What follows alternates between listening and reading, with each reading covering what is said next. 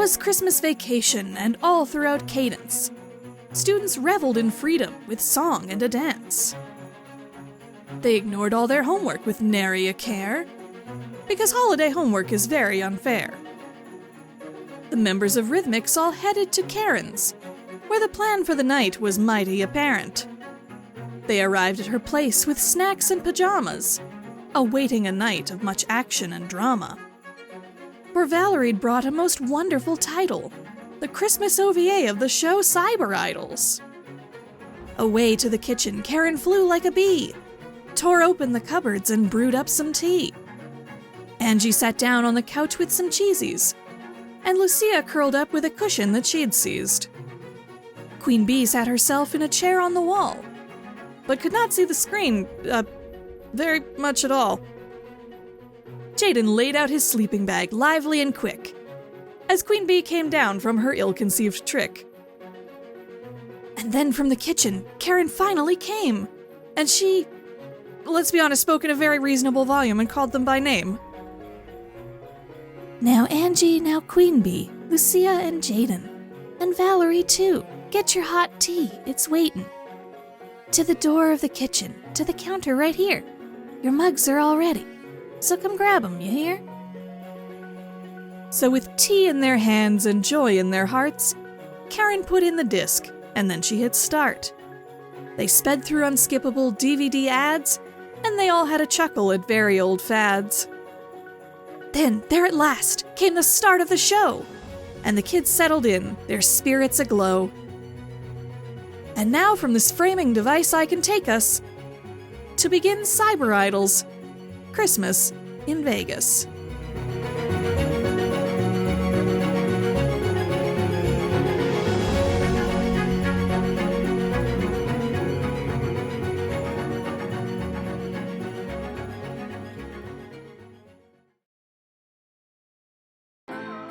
Welcome to Las Vegas.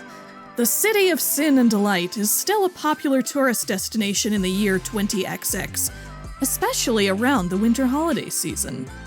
It's somehow even brighter and flashier than it is in the present day, with displays and holograms and glaring lights everywhere you look, vying for your attention and your money.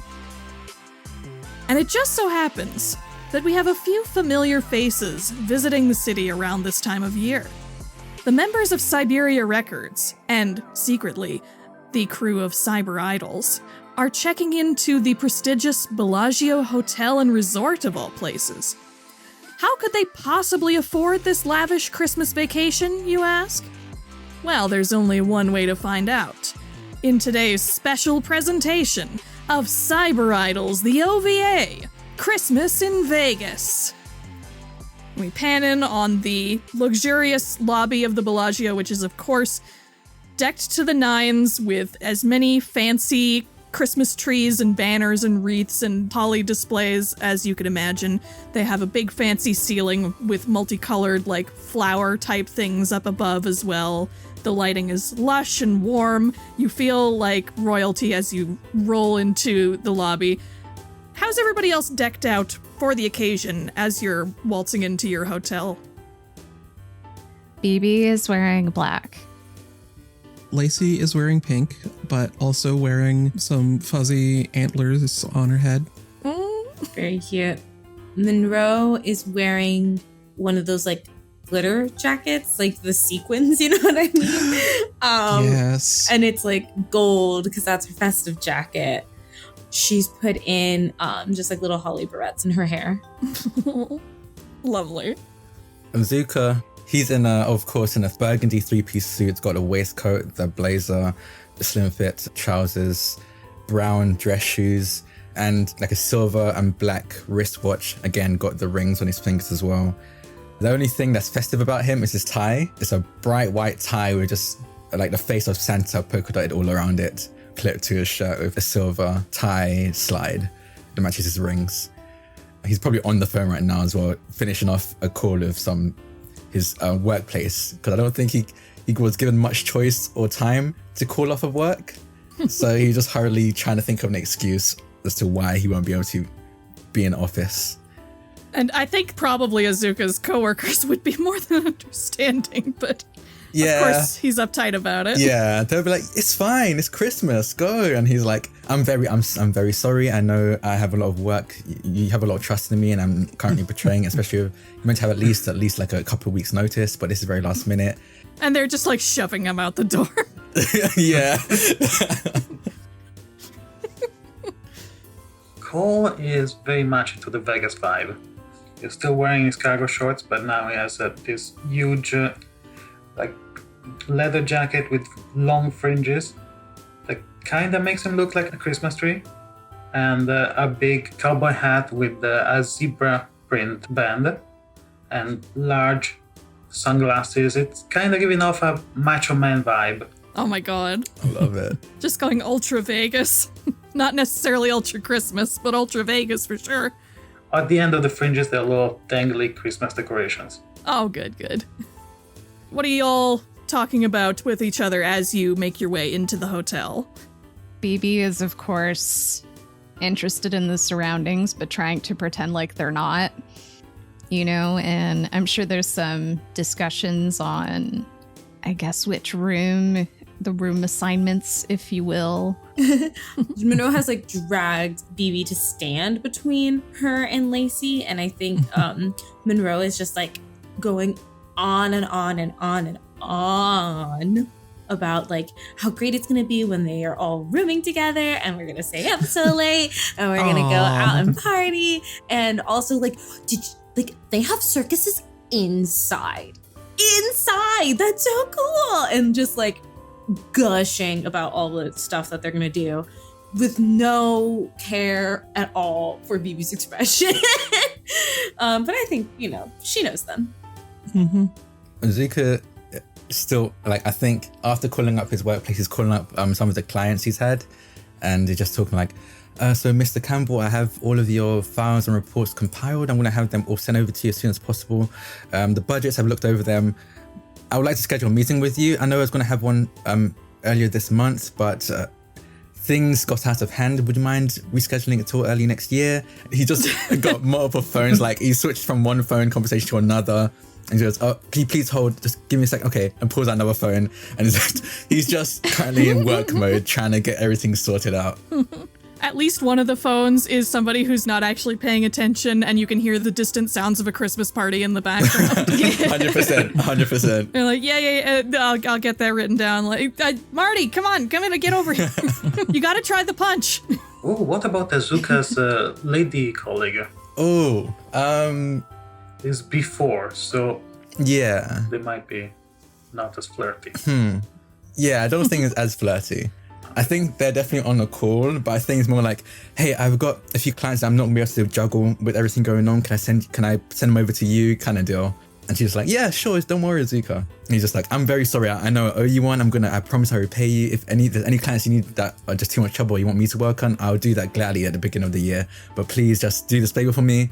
He's laying it on thick because he feels very sad about doing this, putting this much work on someone. But everyone's like, "Azuka, you do too much anyway. It's fine, it's cool."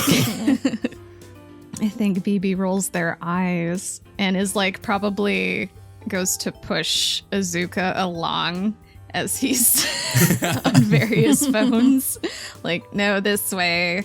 Oh, yeah. Okay, I'll call you back, Mr. Wilson. Okay, bye. Yeah, Lacey's excitedly talking with Munro as well, and has an armful of flyers and pamphlets, and is talking about all of the shows that are going on, and is saying, yeah, they've got a live tiger in this one, and then this other one has the largest complement of male dancers in the strip, and this one is another magic act, but apparently at least a third of it is a rant about politics, so maybe not that one. I don't know. I'm not sure why that one's so popular, but you know, and Munro throws an arm around Lacey's shoulders. You know that one pop star that you've loved and always are playing whenever Cole lets you play music in the shop? Yeah. I heard that she's doing a whole residency here. So we should go check it out. Yeah. Yes. Mm-hmm. Yes. I mean, there's a bunch of people here, so we're gonna go to a concert almost every night, but that one for sure. Oh my god, Whitney Lancer? Yes. Yes. Thank you. Unnamed Bellagio bystander says from nearby. You know, she was freed recently. You love to see it. Oh my god. Whitney Lancer didn't give it away. That's actually fucking hilarious. It's really good. It's really good. Your crew will not have to worry about paying for your stay necessarily, because this is actually an all expenses paid Christmas vacation that, Bibi, of all people, has won through mysterious means. Yeah. Basically, they hacked into a contest and got Cole to win. Yeah, but, they say all included, but what does that mean room service wise? Okay, Cole is trying to ask someone at the hotel exactly if there are any limits on how much you can order. Oh yeah, if you're up at the front counter, they'll be like, yeah, I guess the terms of this contest, they're pulling up the contract or whatever is on there, like, yeah, your room and room service, you'll have these limits, and going through like the numbers with you, and you can go to these attractions for free, you can go to these ones at a discount, blah blah blah blah blah. You can eat at these restaurants free or discounted, that kind of thing. Very nice, very nice. Okay. Oh, I would expect a shrimp cocktail every day at midnight, if you please. We can do one of those. Okay. Because we're only here for the weekend. Yeah, I imagine you're here like for the couple days before Christmas, and you'll be able to take advantage of the facilities during that time. By the way, there's not just Christmas decorations and the whatnot in this lobby right now. There actually is sort of an attraction of its own in the lobby. The Bellagio has a connected art gallery with it as well, and it's not like off the lobby, I think, but they are showing off some pieces in the lobby right now as promotion for an exhibition that's starting up soon. There are a couple folks who are there in the middle of this exhibition space who seem to be in the middle of like talking to people about their work. There's like some paintings in this like exhibition space, and there's also like some large photo prints, and a couple of fairly colorful looking people are there. And actually, I'm just going to quickly pull up my notes for a second. I'm just going to get... Hello, losers. Oh. Hello. So here we go. Oh my god. So here we go. We're going to get the first of our NPCs ready here. I'm crying. Getting your notes, I was like, okay, cool. Yeah, wait, he just doing that No cool. one told us about this. Oh, no. So, yes. Can you tell us who you are, Mina, and what you're doing here in the lobby with this exhibition of all your art right now? Well, I suppose you probably know my name already, but if you don't, then you clearly aren't very trendy. My name is Mina Allaprima, and I'm an art school student, but to be honest, I go beyond just the school. I'm doing art internationally, including at this particular prestigious casino. When you want to go and do a cheery winter installation from the best of the best, you go and contact Mina Allaprima. Even though obviously the dungarees that I have on are incredibly couture, they do have a fair amount of paint on them, but they're very expensive paint, so you know that it's still a look, you know what I'm saying? Oh, of course. The splotches are in all the right places. In all the right places. Is that red Gucci? Is that Gucci red? Is that... It's a Louboutin red you pee on? I'm sorry. I drive a Honda Civic, okay? God, every time I run into you, you continue to be disastrously unfashionable with your various fun business casual ties or whatever. But hey, working with people is working with people, even if they are not necessarily up to my level. How's the whole music thing working out for you all, by the way? Oh, is this somebody that the group will know then? I'm down. I'm down for that for sure. Yeah. Yeah, like maybe has Mina visited Neo Cadence before on an exhibition trip? Yes, I think, well, you know, we know each other on multiple levels, both the fact that, you know, I've been to the Neo-Cadence city and so on, but also the fact that we share a similar external hobby, you know, beyond our just regular day jobs, the other hobby that we all have. The one that involves the suspiciously outdated phones. Well, mine is actually just retro chic, but I don't know about theirs. You know what I'm saying? Definitely like a character that has appeared in the anime here twice, and now we're doing a movie. Yep, exactly. I was going to suggest this is, the character that appears in every OVA. Yeah. Yeah, like the Naga, if we're doing Slayers references. I mean, I am a fan favorite. So, Yes. they just keep bringing me back. I'm a delight to anime. Absolutely. And Mina doesn't just come by herself either. She always comes as part of a matched set.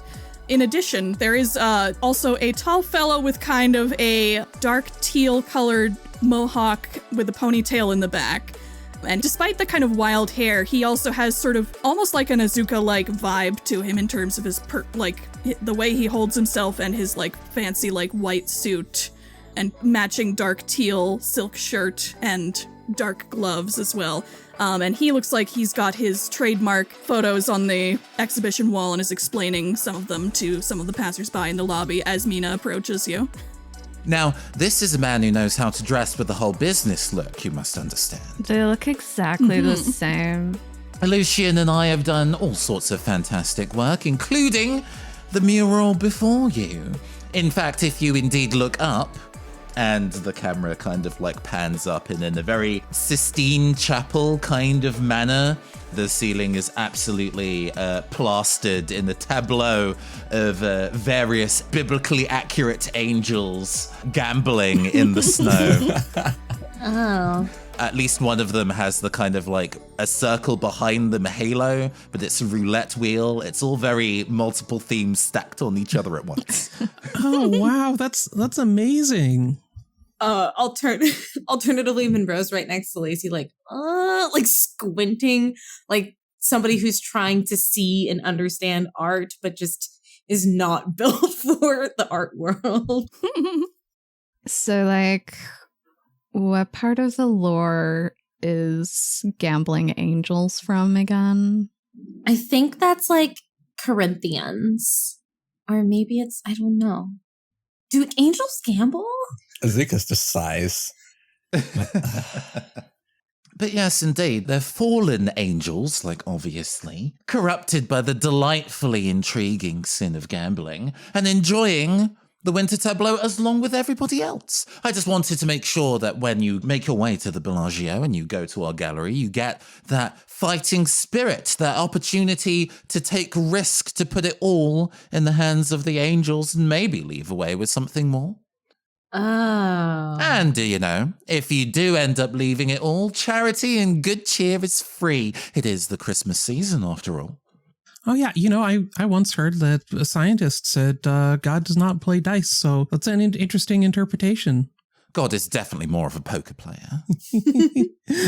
And he never folds, says Lucian, just very, stone-faced in the background, not even turning to you. So, I suppose, yes, I was actually quite interested to hear how the music gig was going. We've had our artistic differences in the past. We've handled our hobbies a little differently in the past, but I do want to know how you're all doing. I mean, great, we're here. Yeah, it's just amazing. Cole got... I got some extra money and I wanted to give something back to my friends, Yeah, he won super legitimately. I'm sure. I mean, I was expecting you to say something along the lines of you got one of the concert halls at the Bellagio or something, but getting free tickets to attend is good too, even if it isn't necessarily for your artistic talent. But, you're dealing with records and stuff these days, right? DJing? Does Mina think we're in a band? I love that.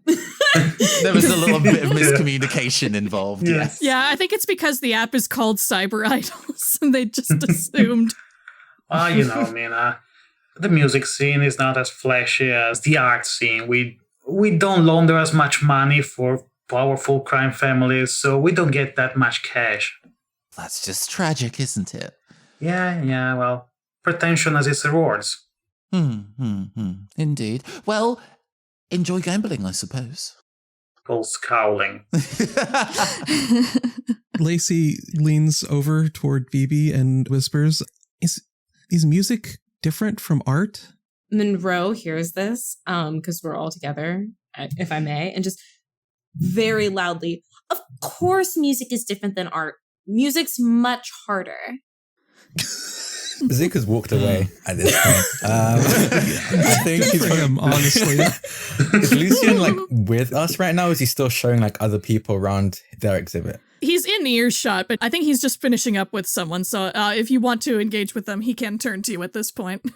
I think Azuka was just like in that group, looking at the art that Lucian had worked on, and like given like a side eye at his suit. It's been like, it's not that much better. My suits are just as good. I just didn't want to bring my best.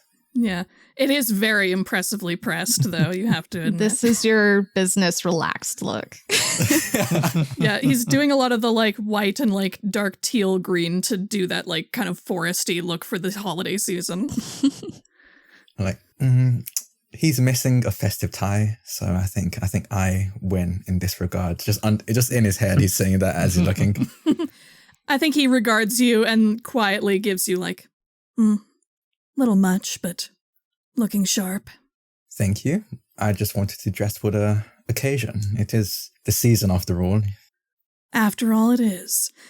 And he looks up at one of his large prints, it's got multiple exposures going on with what look like flowing curtains or sheets, like white sheets, to give kind of a ghostly effect and sort of abstract light bursts within it. It's got kind of like a crystalline wintry look to it. It's very abstract, but it's clearly all still like photographic and not photo manipulated. Bibi is going to lean over to Lacey and be like, I mean, at the end of the day, music and art need each other. I mean, we need somebody to do the album covers. Oh, yeah, okay. That makes sense. A rough arm of Mina goes around like Lucian, like over his shoulder, being like, come now, we have important things to do. We need to go and set up the remaining of the art frames outside. And these lucky guests to the Bellagio have some gambling to do. We don't want to hold you back. Yes, we best leave them to it now, don't we? Okay, you know what? It's always a pleasure running into you. Have a nice time. Later. Oh, and bet it all on red for me, huh? I kind of imagine Mina giving like the anime peace sign and Lucian giving like a surprisingly cute little wave as you go. But just still completely stone-faced. Munro glares at their backs the entire time they walk away, like cheeks all puffed, all angry, like. Yeah, Cole's hand is blurred right now.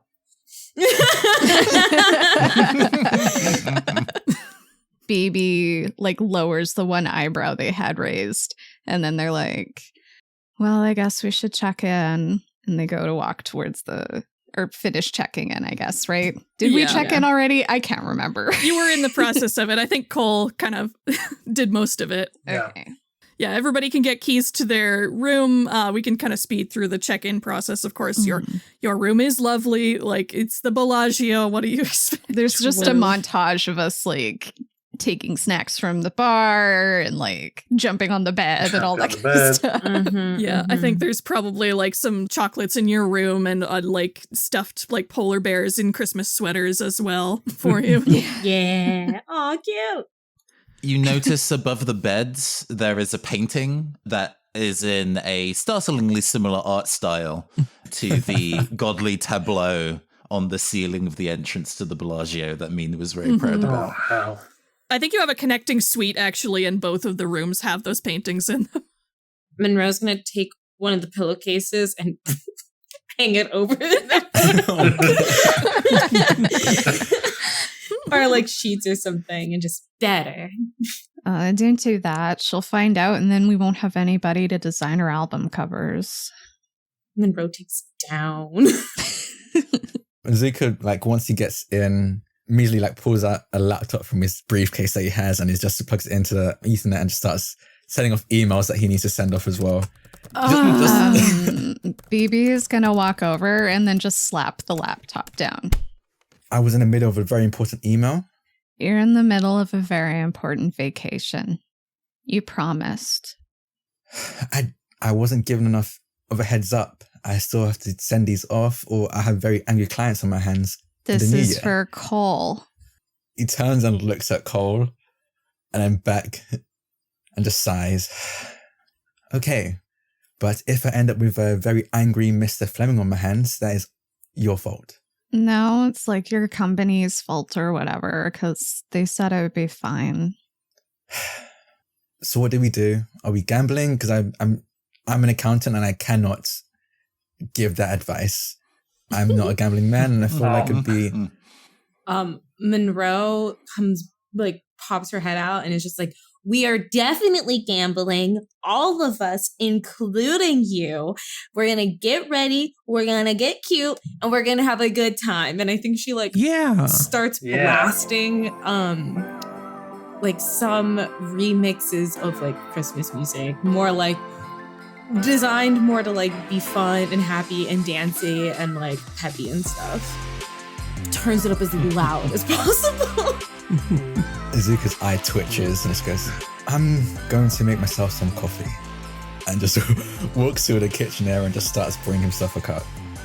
Azuka, it's illegal for me to gamble, so we could go see a show. I would love that, actually. Yes, please. Oh, yeah. By the way, kid, Cole comes near Bibi and takes out his wallet, takes a handful of banknotes out and gives them the wallet. I would appreciate if you held on to this for me, because sometimes it gets a little blurry in Vegas. Yeah, no problem. What's your budget? That doesn't matter, just you should not give him back my wallet. I might ask in a very convincing way, but don't. You'll get it after we get home. Yeah, I got some customer cards, I'm almost 30% off on pizza, so yeah, don't lose it. I've got one of those black backpacks that have a bunch of different buttons on it, and then I just go and put it in there. Thanks, kid, and pass them on the shoulder.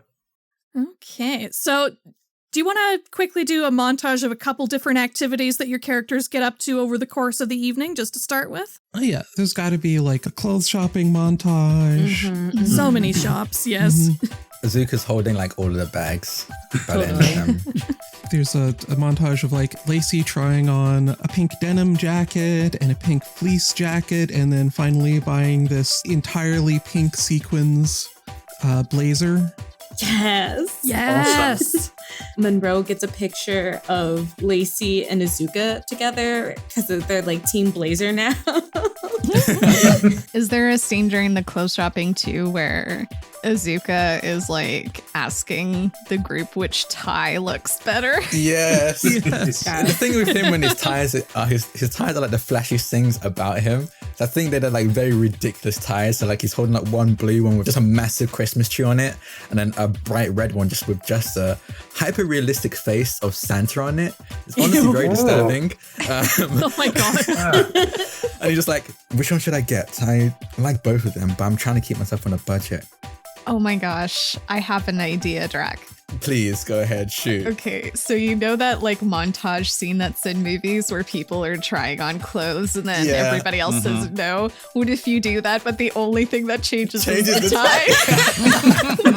Absolutely. Nice. So it's always, you see the curtains, you see the curtains, you see the ruffling behind the curtains if he's getting changed. And he walks out, same suit, just the red Santa face tie, and he's huh?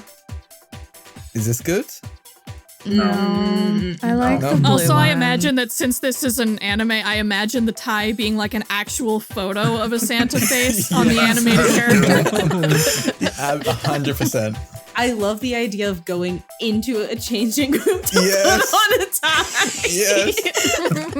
And then when everyone's no, okay, he goes, okay. And then goes back into the changing room. Again, you see the rustling of the curtains as if he's getting changed and walks out. Again, same suit, but now a green, a blue, just a massive Christmas tree tie. And it's huh? I think that's the one. And he just goes, perfect. Well, I'm going to buy both anyway. I think I'm going to have to splurge. He just goes back in to pull out the other tie. Treat yourself. While other people are doing stuff, we can see Cole with some extremely flashy leather pants. He's trying to sidle up to Bibi and see if he can have his wallet back. And Bibi just shakes their head. I think we cut out of that montage into whatever the next thing is, like having a fancy dinner or like going to see, like they have a botanical garden there with a bunch of displays there too. We'll go see a comedy show. And then everybody laughs except for Bibi. I think, like, in all of the montage, in the background, you always see Azuka sat down somewhere reading a book. And like, each time it's a different book. So, like, he's finishing the book. Each time we finish the occasion, someone's got another one. And I think... Either that or he's reading them all at once. Yeah.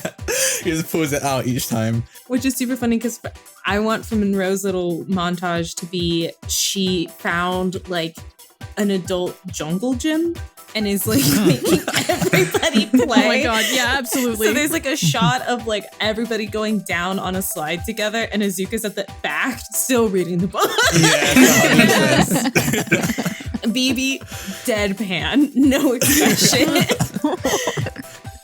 All right, I think as you're getting out of this little scene, you're having a great time, you're all laughing. Azuka's not, but he's laughing on the inside, so you know it's fine. As you leave the adult jungle gym, let's say, you suddenly start to feel a tingle down your spines as you think you might hear something. You're kind of near like the front of the resort again. It sounds like it might be the faint singing of Christmas carols, which wouldn't be that strange at this time of year, but something about it touches like a part of your brain, like your brain stem, that really doesn't feel right, and you know exactly the way in which it doesn't feel right. And sure enough, as you sense this, your flip phones buzz in your pockets. Azuka like snaps his book shut and gives everyone a knowing look. We all nod in unison and take out our phones. Yep. So as you take out your flip phones, you open the CyberIdols app, and sure enough, you have your customary vague text telling you of a threat in the area. The message this time is, "The choir resounds. Hear no evil." Don't particularly like the sound of that. And you can hear that singing getting like a little bit louder in like your ears or the back of your head, you're not quite sure, but it's coming from outside near the front of the resort, you think. Azuka's gonna rush over, I think. Like, he's gonna try and head the charge and rush over to see what's going on there. Yeah, I'm gonna follow Azuka. Okay. Let's get this over with.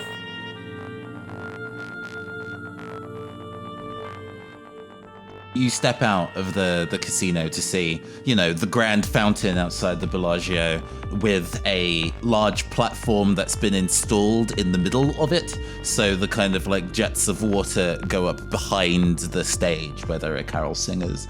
Dotted around the edge are like really, really, I would say maybe about 7 foot tall painting and photography frames. They're all like shots of kind of like vagueless tableaus, but they're all winter and snowy, which is very impossible for the desert location. But they definitely look, is this like an alternate universe? These definitely look like they were real as real can be, even though it's obviously never snowed here. But it's been very carefully arranged to be as winter chill seasonal as possible, considering the ambient temperature even at this time of night. Yes, it's starting to get late at night, but there are some people who are out here sort of milling about the fountain, and they're seemingly drawn towards these painting and photo frames as if in a daze, and it looks like they're starting to almost like phase in and out of each other, like there's like a secondary image of themselves coming in and out of existence in front of them as they go towards these frames. That can't be good. Okay. This eerie caroling seems to get louder as you're approaching as well, and the sound seems to be coming from the fountain and painting sort of area. Does it look like these people are trying to walk into these frames? Or just like... Mm-hmm. Oh, okay. Yeah, like you can see one of them as they get close, they're starting to walk up to the edge of one of the frames, and they're starting to stick their hand out, and their hand is starting to go into the painting. Okay. I guess I'm gonna unleash some powers and throw my analyzation screen on that starts, reading a bunch of text and stuff. Yes, now would probably be a great time to set off your cell phone transformation sequences and set up the protective second dimension thing around this area. Yeah. Azuka pulls out, he already has his phone out. He flips it open and opens up the CyberIdols app. And again, a white light shines from the screen. And he reaches his arm into the light, into the screen. And as he pulls it out again, he pulls out a long katana almost the size of his arm with a dark black blade. And as he points it towards the frame, there's a powerful gust of wind that starts to whip up newspapers and like magazine pages, and they all wrap around the blade of his sword as he readies himself to charge and honestly mainly just grab at these people and pull them away from the frames, but he'll wait until the analyzation has been done just in case there's something else he has to be wary of. Bibi is going to activate the app and then jump up and land in their cyber floaty thing that they have, with the guns and everything. And then they're going to start typing really quickly and looking for weak points and seeing how this screen works if they can. Lacey activates the app on her flip phone and tosses it into the air with a spin where it turns into this pink light and splits in two, and she grabs the two spinning lights out of the air and has both of her electro batons. Munro flips her phone open and I don't know what she did with it last time, but she flips it open and light starts erupting and it kind of wraps around her knuckles as she slams her fists together, and there's the golden yellow glow of these sort of neon brass knuckles around her knuckle. Yeah. Cole flips away his phone and takes a full E-Man pose as lightning flashes behind him and a bunch of Ben Art wizards pose, and then his big bass guitar with an axe blade appears. All right. I'm going to say probably as you do this, your extra dimensional cube forms around the area. The people who are already in the sway of the pulse in this area come in with you, but anyone who hasn't already been sucked in is going to be protected from the pulse fight that is going to ensue for now, at least. Assuming you win. Let's see. Oh boy. You said Azuka was heading straight for one of the people who were going into the frame, right? Yeah, going for the one that's closest, of course, because he has less time to actually save them. So he's going to try and grab them and throw them away from the frame. For now, I think that's probably going to be a fairly easy thing to do because you just have to run and shove them, basically, which isn't very hard. So I'm going to ask you to roll for a 1 hit. Okay. 3 successes? Okay, and then let me get out Nathan's fancy new order of operations that I can that I can use here. Ooh. You're not using any of your aspect tags for this, I assume, No. since this is This just is a purely defensive thing. Yeah. Yeah. Okay, so you exceeded the target by 2. So in this case, that means you can change the heart rates of up to 2 other people in the scene, you can change the heart rates of others in the scene if you want, or you keep them the same, whichever you prefer. Or actually, I should double check with Nathan. Is that you are allowed to, or you have to? It is a may. You do not have primarily once you've succeeded. Your first port of call is: do you want to change your own heart rate at all by up to 1? Okay. Yeah, I'll change mine up by 1, up to a 6 now. Okay. I'm going to bump up Munro by 1 and Bibi by 1. Okay. As I rush over and pull them away and just say, Bibi, have any idea what these frames are? Munro, can you help me out? Yeah, Munro will nod and start charging in, but I'm not quite sure if T had something they wanted to do.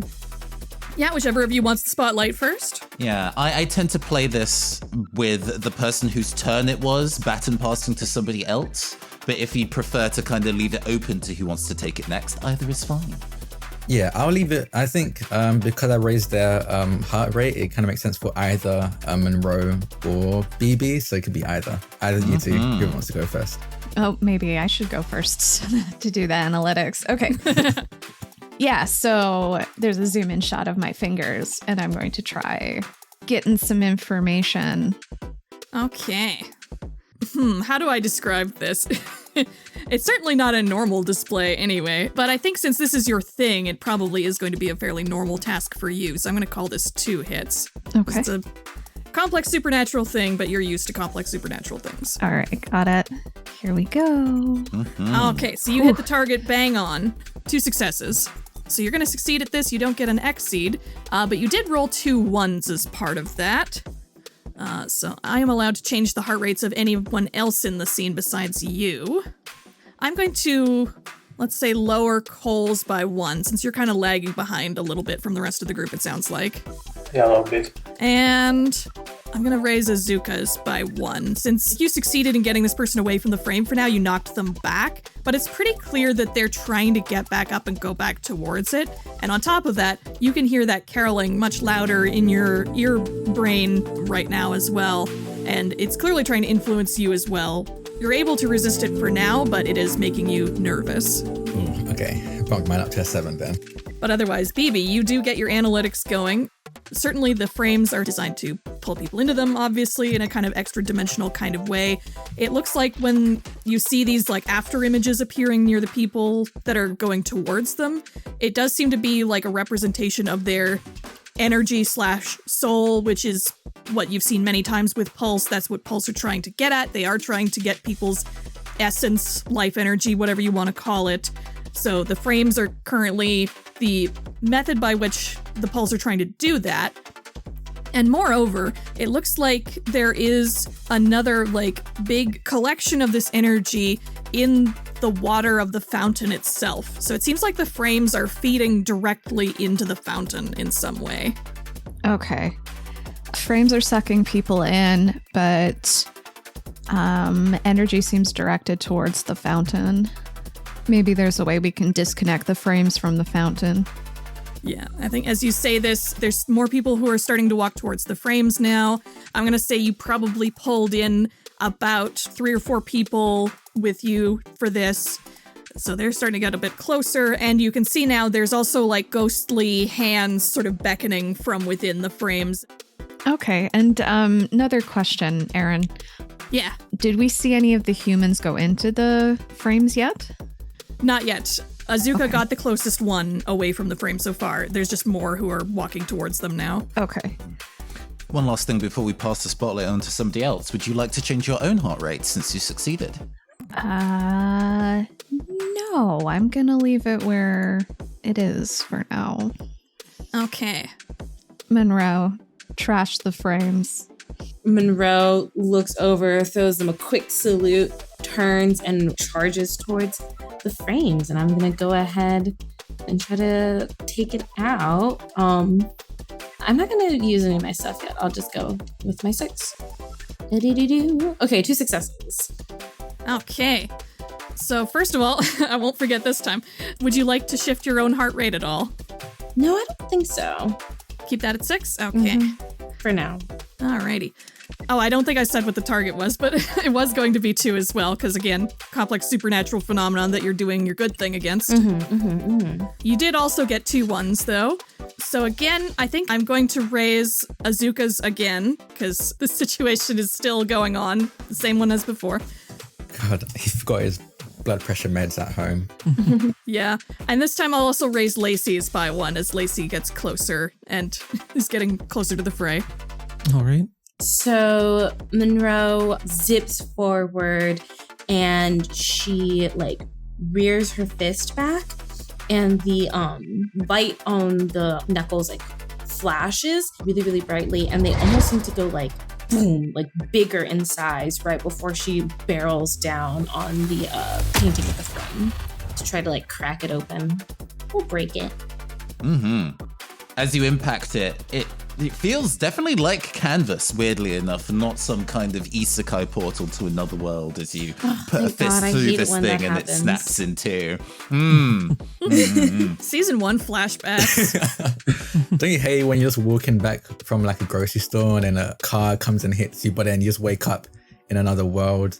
God, that's the worst. That definitely happened in the first movie. Yeah. It keeps happening. Or when you're like looking for, the jacket that you knew you put in this closet and you keep stepping back because you don't find it. And then some creepy lady is offering you Turkish delights. And you're like, is that That doesn't sound like a real thing. Is that Nonsense, Yeah. honestly. There's this fucking lion, and you're like, no, I'm pretty sure you're Jesus. And the lion's like, ah.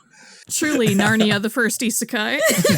Well, I mean, I love making people mad when I tell them that Alice in Wonderland was the first isekai. So, Oh, yeah. Yeah, absolutely. I agree.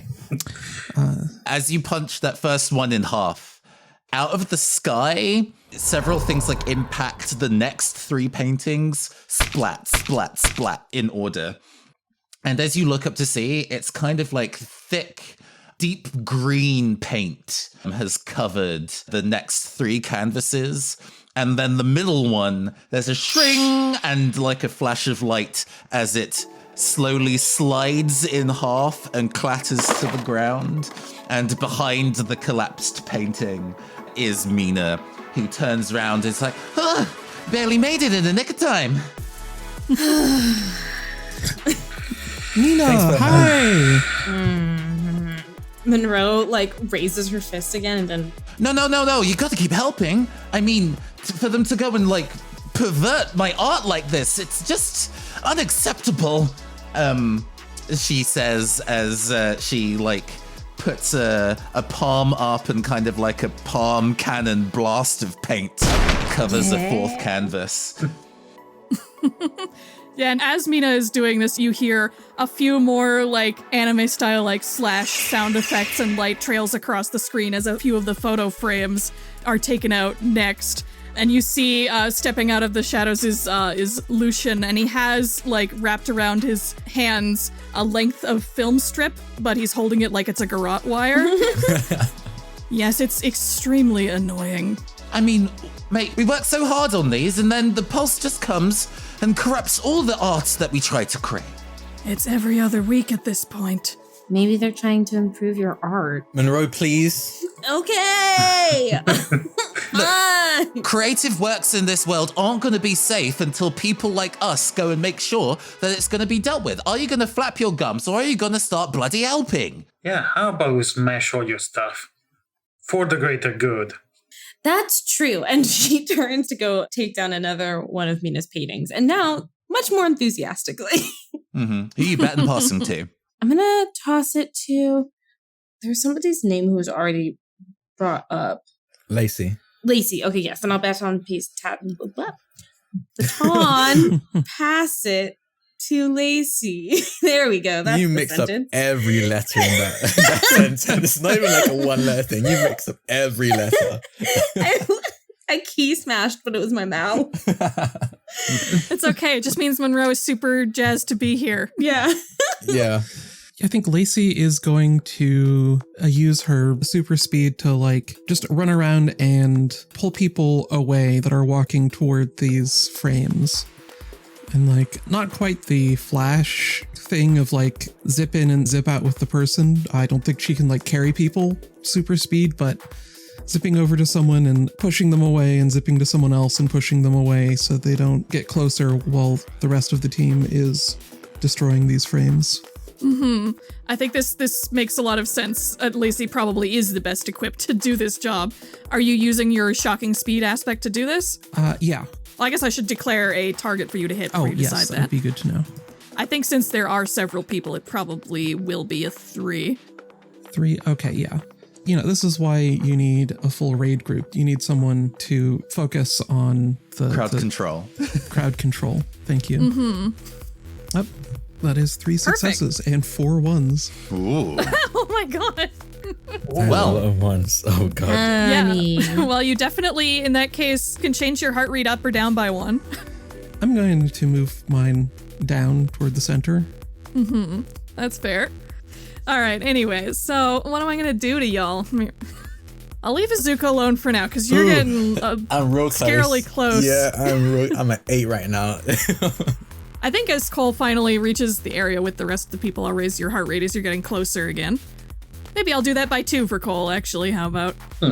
And I'm going to get Munro's heart up by 1, because you're doing a lot of, like, punchy, smashy. Yeah. And I will do Bibi's up by 1. And then I think this round, the only player character left to do a spotlight is Cole. Well, Cole is extremely jazzed about smashing all Mina's frames. So I think he's just gonna brandish his axe and go to town. Mm-hmm. And this is absolutely derivative. Oi, you don't need to talk like that. That is quite rude of you. But yes, that is going to be another 2 to do that, just to be in line with the others. Okay. 2 successes. And 2 1s. Okay, yeah, so that does match. So you can shift your heart rate up or down by 1. Okay. I'm going up for now. Living dangerously. Okay. And you have 2 1s that I can play with. Oh no, all these ones. I think I'm gonna give, let's say, Lacey and Bibi another 1 each. As Lacey's still running around, and Bibi, I think you're still trying to take in a bunch of data about the area, and it doesn't look good. Yeah. As you're trying to take care of this scenario, with the intrusion of your unwanted allies, ? You have the frames. Some of them look like they're starting to regenerate with like ghostly tendrils pulling pieces back together. They're not doing it very quickly, thankfully. So like you don't have to worry about them all going back together right away. But they are starting to like rebuild themselves, like ghostly hands are putting them back together. You even see out of some of them, out of pieces of canvas, you can see some of those ghostly hands reaching out and grabbing pieces and pulling them into place. And the singing, the caroling, every time you think you have identified which carol it is, by the way, it just slips out of your mind like they've just switched to another one as soon as you figured it out. And they're singing louder and more melodiously, more enticingly, and they are especially enticing Azuka since you are closest to go towards the frame as well. And in order to resist this, I'm gonna get you to roll against a 3. Oh, okay. Yeah, I'm just going to do a straight roll. I'm not going to add anything. Okay. Ooh. 3 successes. Hey. Nicely played. Thank goodness. Okay. I am bumping my heart rate down. Sounds good. I think he hears the music and one sees the effect it had on the civilians, but also can feel the effect on himself. And I think he starts humming. It's just some Afro beats louder just to drown it out. You just hear him humming to himself and like tapping his foot to the music in his own head to overpower this, at least for now. Okay. I think as you do this, actually, you do get a little bit of help in the form of one of the people you were trying to keep away from the frame. You see some of that, like, film strip from Lucian go around them and pull them back as Lucian is trying to help you keep them away from the frames as well, and he gives you kind of like a silent grunt towards you as he does this. Yeah, Azuka just gives him a silent nod and just gets right back to work. All right. You don't have any exceed, but I do have another 1. I think I'm actually going to opt not to right now. I don't have a good reason to raise or lower anyone's heart rate at the moment. But are you going to bet and pass it to somebody specific, or are we leaving it open to the table to... I think it would make sense to toss it to Azuka since we're with him right now. Heck yeah. Okay. So in that case, as he sees Lucian pull away this villain I was like dealing with, he turns attention to the frames trying to put themselves together. And as he's like running towards the pieces, just trying to like basically cut them up into smaller pieces, because the more pieces that these ghostly hands have to deal with, the better. But as he's saying, doing this, like he's shouting to Bibi, what should we do next? We've been demolishing these frames, but it doesn't seem to be stopping it. You said something about the fountain. Okay, so is the spotlight's on Bibi? This was just like talking, I guess. I think since you're doing your sword slashing at this point, do we want to do a roll for that, or do we want to just hand it off straight to Bibi? What do you think? I'll roll for it first then. I think since the frame is not fully built up at this point, I'll give you a 1. I'll make it easy for you. Okay. Oh damn! It slices, Heck it yeah. dices. Yeah. Whoa. It makes Julian fries. I'm gonna bump my heart rate down again because I'm just real nervous, and I would like to know what everyone else's heart rate is, or should I just choose blindly? Bibi has 8. Yeah. And I think Cole too. Cole is at 7. Munro's at 7 too. Okay. How about Lacey? 6. Okay. I bumped down Bibi, Munro, and Mina has a heart rate, right? Can I bump up Mina? Yeah, she does. So yeah, I bump up Mina's heart rate and hope that it's not the breaking factor. It sounded like Azuka was passing the spotlight off to Bibi after this. Yes. Yeah. Oh, I just realized I forgot to actually describe what it looks like what I'm doing, because it's pretty cool. The katana he has is definitely blunt. Like, it shouldn't cut through anything. Not only is it blunt, but it's covered in like old newspaper articles, and there's definitely some kind of like teen magazine cover on one of the like on parts of it as well. But he just seems to slash through the frame and the canvas with ease. There's even a point where he kind of overshoots and slashes through it, and it slams into the ground and it shatters part of the pavement, and he just keeps moving. He doesn't stop. It seems very odd with how stoic and put together he walks around outside of combat, but in combat he's very like light on his feet. Mina, observing you cleave through these paintings into even smaller pieces, is like, smooth moves, suit guy. Gosh, maybe you should be working in sculpture. You're clearly working with new raw materials. And she's got like a big kind of like sweat drop of kind of like, well, don't go too ham. Don't worry, I'm not enjoying this even in the slightest. Good.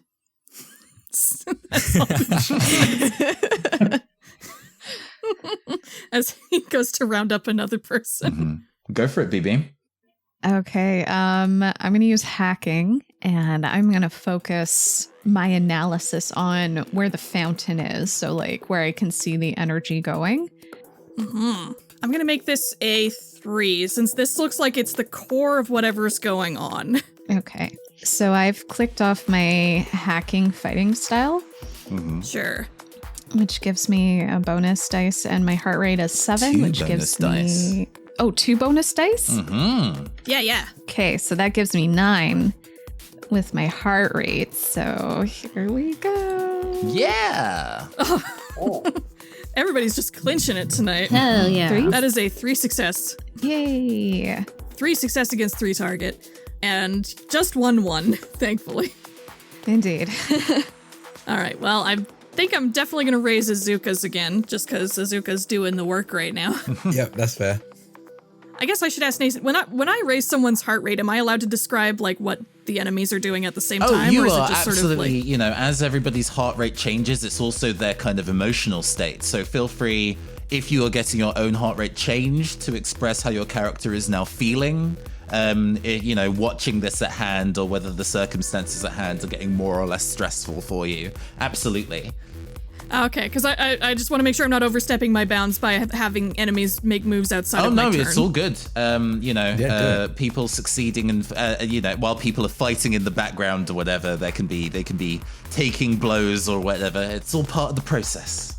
Yeah, because I think these paintings are still singing to Azuka, and it's still stressing him out. Yeah, there's only so much Yemi Alade songs you can hum to yourself before these Christmas carols just infiltrate your head, Proper earworms. Yeah, and I think the ghostly hands are kind of starting to stretch out more of the frame as well. Like they have these very long skeletal arms as they're kind of trying to reach out to you and beckon with their like nearly skeletal fingers, Ghost of Christmas Future style. Yeah. So as Bibi does this hack on the fountain, speaking of ghostly forces, as you hone in more on this energy in the fountain, there's a glow in the water. It is like not just a single glow, you realize as you sort of analyze it more, you realize it is a mass of different lights that pulse in different rhythms and are singing different songs, each one at a different rhythm as well, creating this cacophony of carols that you're sort of able to better decipher as you analyze with both your sight and sound.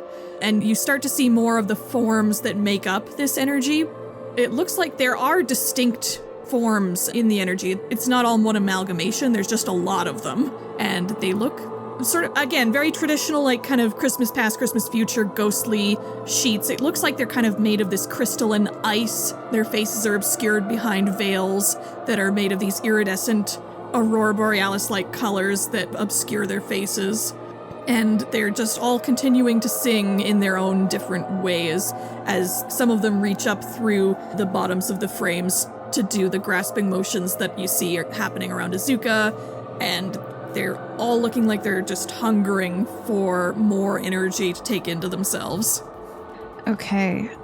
Bibi is going to do a thing where they, essentially everybody in the crew is going to have one of those like electronic visor things, and it just does this little zoom sound for everyone. So Mina, Munro, Azuka, Cole, Lucian, and Lacey. And after some more quick typing, they're just going to put the big targets and arrows on them. Oh, is that the target? Well, okay, I can handle that. Pass to me. And yeah, I'll pass it to Mina. But because it's Bibi, they'll just go, okay, I guess you can go. All right, let's make this happen. And she, almost as if she was conducting it, sweeps her hand up into the air, and the paint that was splattered across the canvases that she threw starts to pull, and with it, even like the still completed paintings, the paint and ink for those also starts to pull away as she tries to telekinetically move the paint from these paintings just directly into the water. Would everybody mind giving me their heart rates real quick, please? 6. The girl's at 6. 7. Bibi is at 7. I'm also at 7.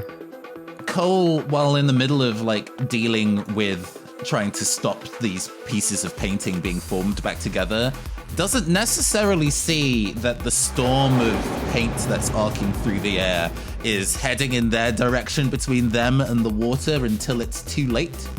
I'm going to clash with your heart rate and make a PvP roll, Cole. What? Mina is going to be rolling her heart rate of 8, along with her tag psychically controlled paint for a total of 10. Are you going to be adding any tags to your roll? This is kind of like a pushing attack, right? Mm-hmm. So I guess I'll use my stubborn determination. I refuse to be moved. Rip. Yo, what is happening? 7 plus 2 bonus Wait, what dice. happened? I 6 successes. yeah. To 5 successes. Oh, that was so That's brutal. Okay. So when it's a PvP roll, ones don't count, so you don't need to worry about those affecting other people in the scene. But in a PvP roll, both of you roll your heart rate plus tags. Whoever wins in that clash gets to change either their own or the opponent's heart rate by the difference. So from 6 successes to 5 with a difference of 1, I am going to lower Cole's heart rate by 1 as the force of the paint clips them in the shoulder like it wings you. It doesn't hit you directly in the chest, it just wings you and it knocks you off your balance as you fall into the fountain. Like, oh my days, I am so sorry. Mina, what the fuck? I think as this is going on, Lucian's been rounding up people, like, to pull them away from the frames, ostensibly. After this attack, you notice the people he's been rounding up, he hasn't let go. They're still bound up in the film strip, and he makes a swinging motion that sort of lobs them all towards the fountain as well. And as they land in the water, he just says, "Oops."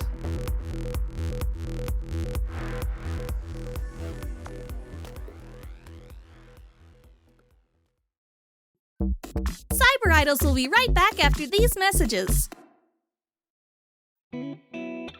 Season's greetings, everyone! If you are listening to this the day it comes out, happy Boxing Day! Godspeed to all the retail workers of the world right now, especially with Omicron on the rise. On that note, you should remember to get your booster shot as soon as you can, as soon as you're eligible, wherever you are.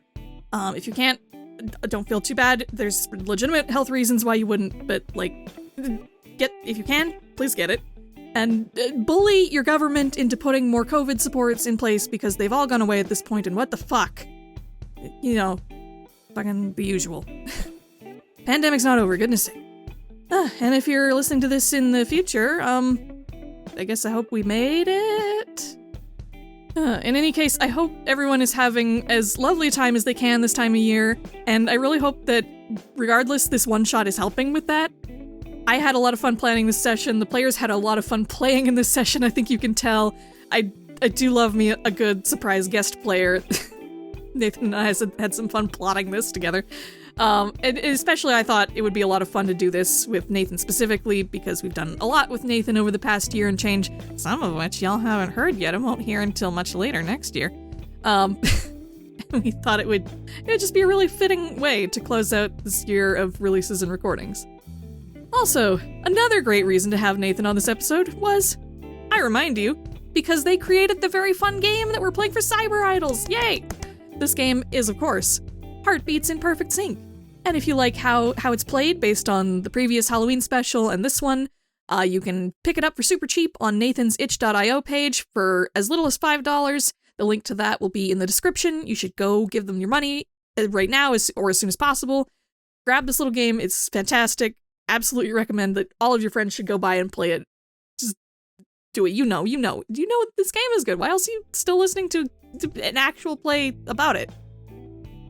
And here is where I would normally plug our Patreon and such, but actually, I have a different fundraising thing that I want to draw attention to right now. As I said in the last Mainline SuperIdols episode, I am co-producing and playing in an upcoming actual play podcast called Roar to Heaven. It's being played with a Lumen-based system called Blazing Him, which was written and designed by our co-producer and lovely GM, Kat McDonald, and the show itself is going to be a tight, action-oriented, anime-as-heck story with loads of teen angst, especially in the same style as shows like Symphogear or Evangelion. And again, if you're listening to this around when it comes out, we are currently raising funds to help us pay Kathleen to help edit the show, and Luca to help transcribe it for us. If we meet our stretch goals, we will also be able to pay our cast members and commission Kathleen to create some original music for the show. The goal is only a little over $6,300, and we are already 2/3 of the way there. But there's a potential hiccup, there's a little wrench in the works, you might say, because our fundraising campaign for Roar to Heaven is on Kickstarter. And wouldn't you know it, 2 days after we launched our campaign, Kickstarter dropped that bombshell of an announcement you might have heard about. If you didn't hear about it, they're planning on moving their services over to a blockchain-based system next year. Oh boy. Anyway, regardless of how you feel about blockchain and cryptocurrency, both are really terrible in my opinion, especially crypto, but let's put that aside for now. Regardless, this has resulted in a lot of people saying that they will never support a Kickstarter ever again, as is their right to. I'm not judging them. It's fine. Like, do what you gotta do what feels right. Either way, this means that it has been much harder for us to build up funds for our campaign than we anticipated. I said we're 2/3 of the way to our goal, but we've actually been sitting there for quite some time. We have mostly started plateauing out for the past week or so. We have started a parallel itch.io funding page that will allow folks who can't support Kickstarter right now to still support our efforts.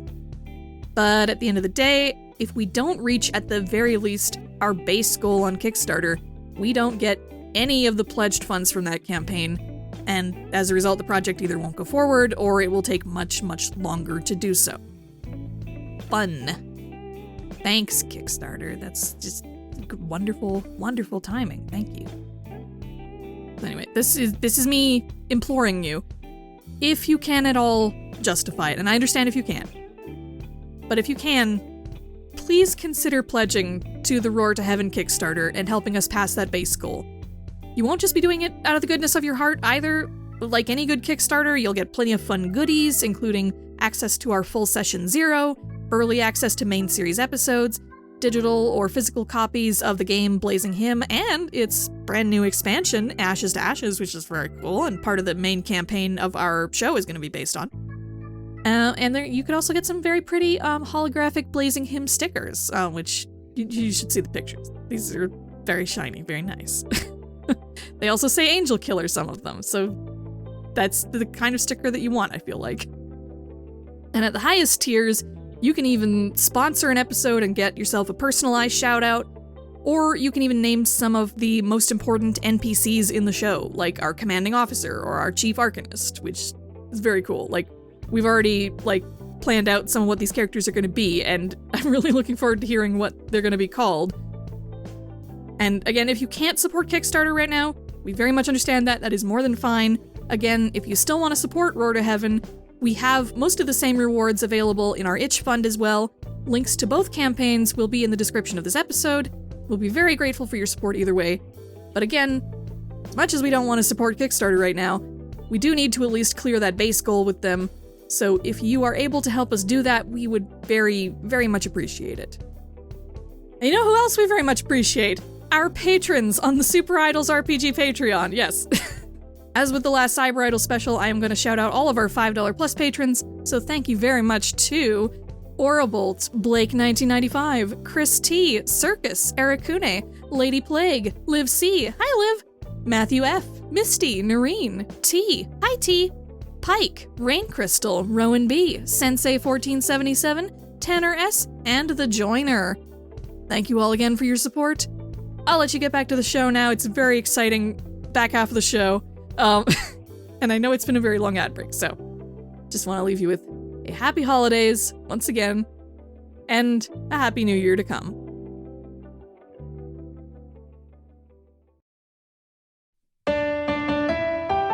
We're Control Group, and we test systems so you don't have to. What kind of systems could you find on the only black and queer-led TTRPG system testing podcast? Why would I tell you when I could serenade you to royalty-free music?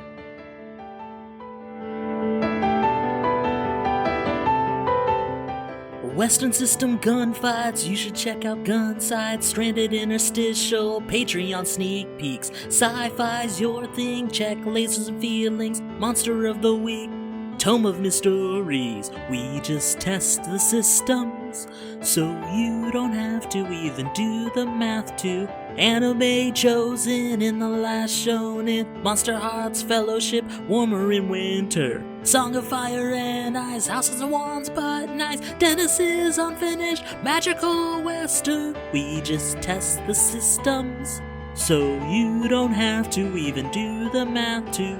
We just test the systems. Your Adam Driver's roommate scripts you have to create. Fiasco, Pleasant, even ask, hey son, are you winning? Worldwide Wrestling, Hero Dog saves town. Charlie's hosting a party, news hounds are tardy. Thirsty sword, lesbians, Austin era host. If you find this interesting, check out our thing where podcasts are available. You can laugh until you're sore. One set of footprints in the sand, diversity in your hand. Bits, crits, MB takes, rock and roller cola walls. You don't have that last one, I just really like that line. Filled with mini campaigns for your ADD brain. We just test the systems. And now back to our show. What the Oh my god. I'm genuinely scandalized. I hate that we didn't see this coming. I hate that we legitimately did not see this coming. God damn it. Played for fools, fools and charlatans. I knew it was going to be bad. I didn't know it was going to be this bad.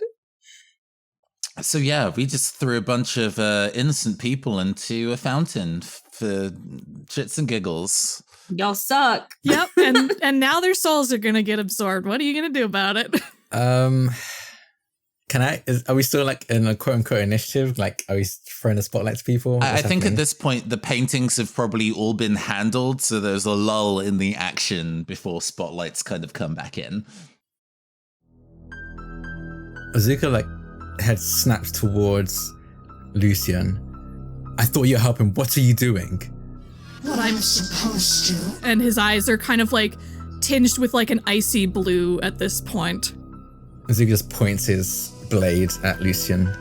And he raises his film strip garrote, and you can see the edges glint in that anime shing way to show that it's sharp. I mean, you lot wouldn't understand. It takes a whole lot to have to keep making art that can drive the pulse towards us and then we can handle it. This is all part of the process. Or are you slacking in your pulse handling duties? No, I don't understand. We protect people from the pulse. That's why we do what we do. Indeed. And we are protecting people.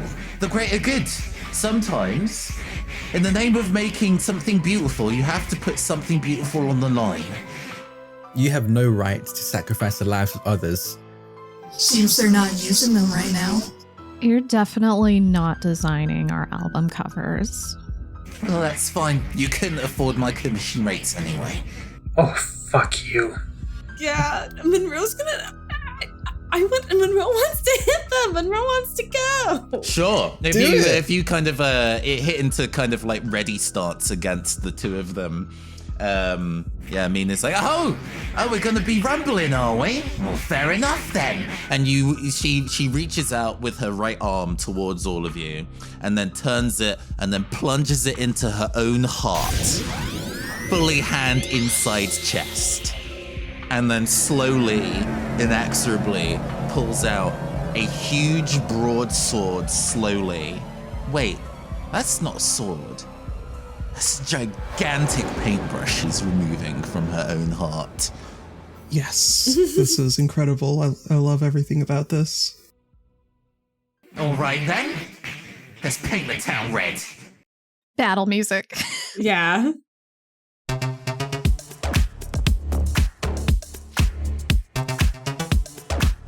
So I think at this point, Azuka is squaring off with Lucian, and Mina is squaring off with, it sounds like, Munro. Yup. And I think Azuka had a turn in the last couple of rounds, so we'll probably go to Munro first.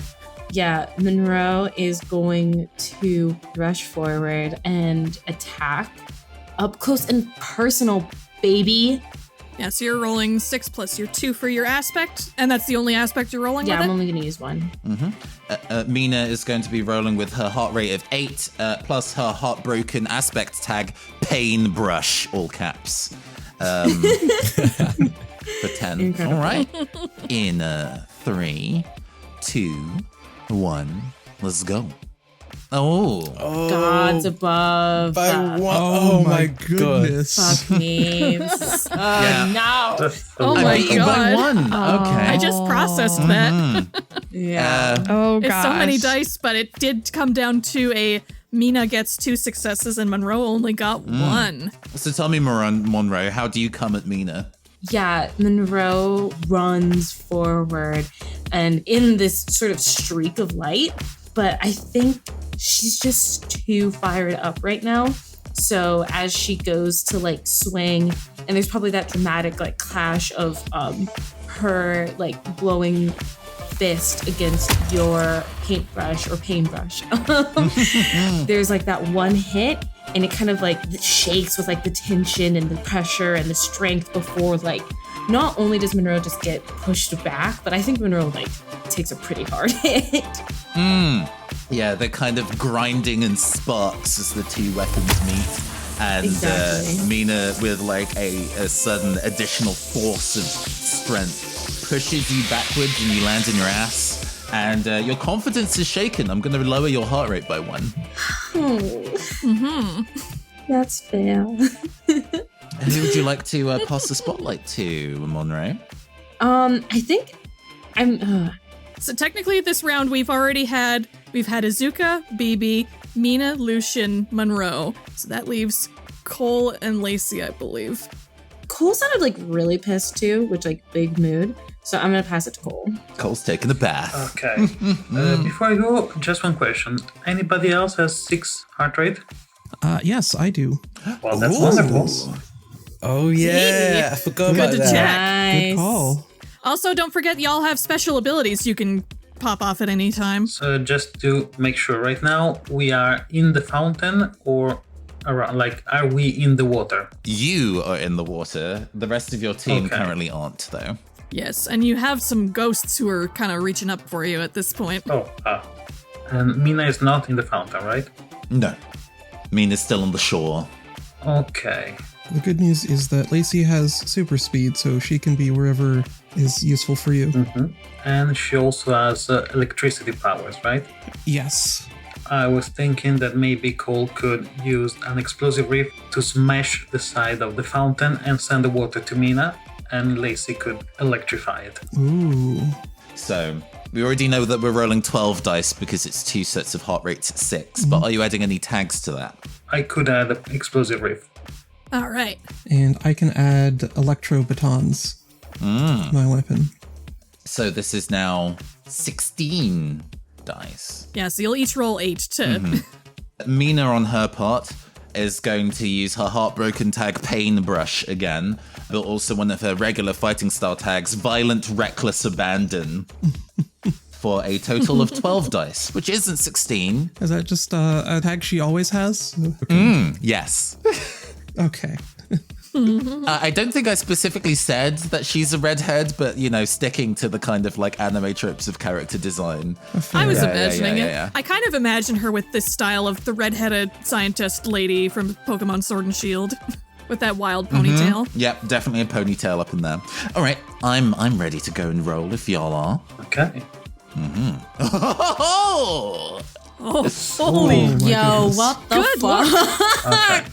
That's 2 sets of 666 too. Jeez. Okay, so we have 16 dice. I guess you're rolling 8 Yes, each. so but you'll each yeah. roll 8. Okay, perfect. Oh, that's halfway there. And Oh! 4. By one. Beat Oh by my God. one. So yeah, go and flash between the two of you for your team up attack. Hey, Mina. Hope your paint's waterproof. Do you not know how acrylic paint works? No. Light her up, Lacey. Sorry.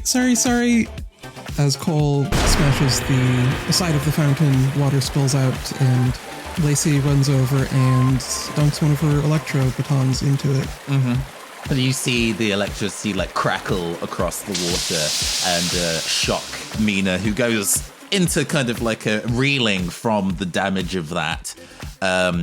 Since it's a difference of 1, you get to choose whether you get to affect Mina's heart rate or both of yours, because you're teaming up together, so you share the effect. How does PvP work? This is a question for me. Are we trying to drop your heart rate to 0? So, when somebody is heartbroken, if their heart rate goes above their maximum, then the pulse within them is purged and they go back to normal.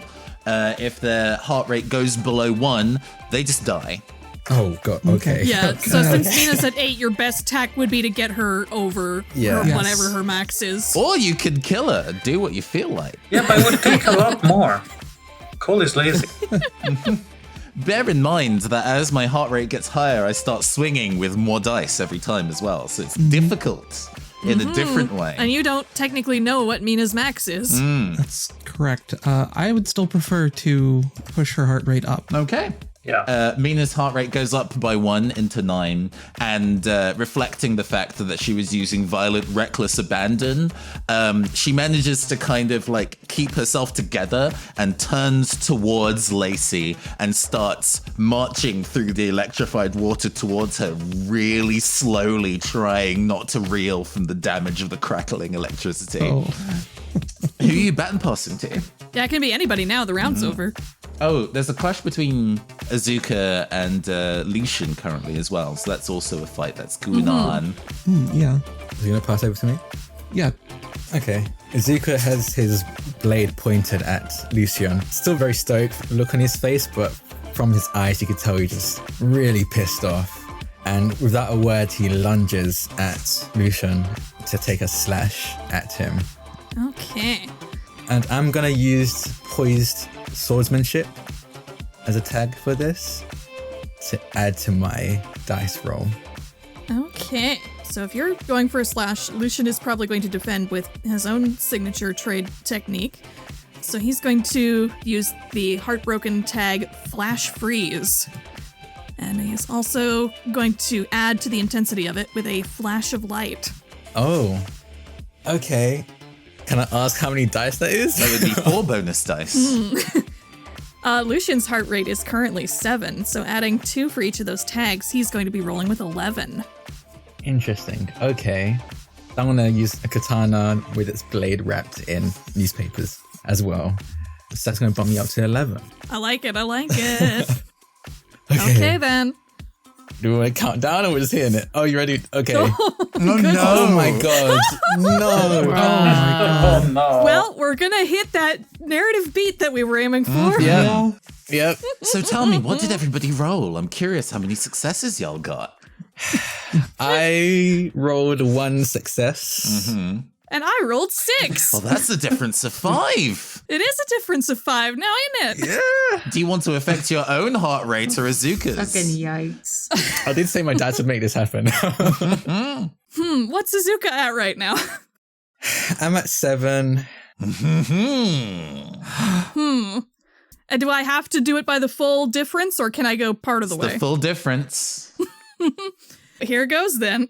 So the way this is going to work is first, we're going to do the cool sword fight thing. So describe first how Azuka is going to come at Lucian.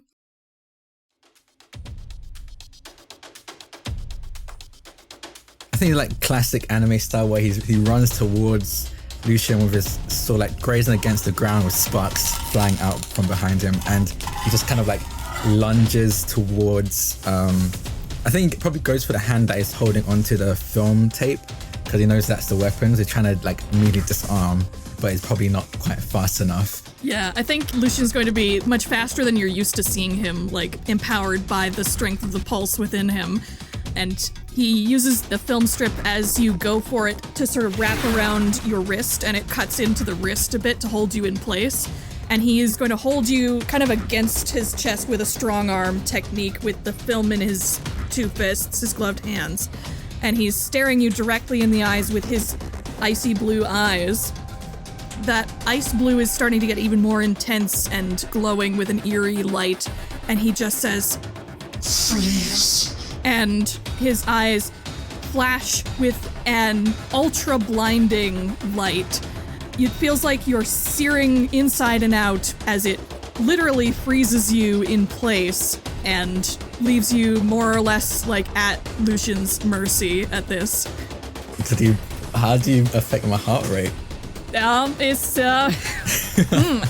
You know what? I don't want you to go heartbroken yet, so I want to bring you down by 5. Oh boy, okay. Yeah. Well, being frozen would definitely put Azuka's emotions on ice. And I think that fits what he just did too, considering he's frozen you, so he's reduced your ability to do things with your dice. And also, the colder you get, the slower your heart rate is. So, works on a medical basis. Or Yeah, exactly. Yeah, this is a very scientifically accurate game. I think, it's very scientifically accurate. Yeah, so Lucian has just completely frozen your form in place right now, and he's starting to wrap the film strip sort of going around the back of you to try and put it across your neck, if that's okay. Yes, absolutely okay. And we'll stop there for a sec and go to whoever is next in the spotlight. Azuka, you do still get to choose who's going to be in the spotlight next. Yeah, I'm going to pass it on over to Bibi. Okay. I'm going to pull out a special move. Ooh. And it's Cool Tactics.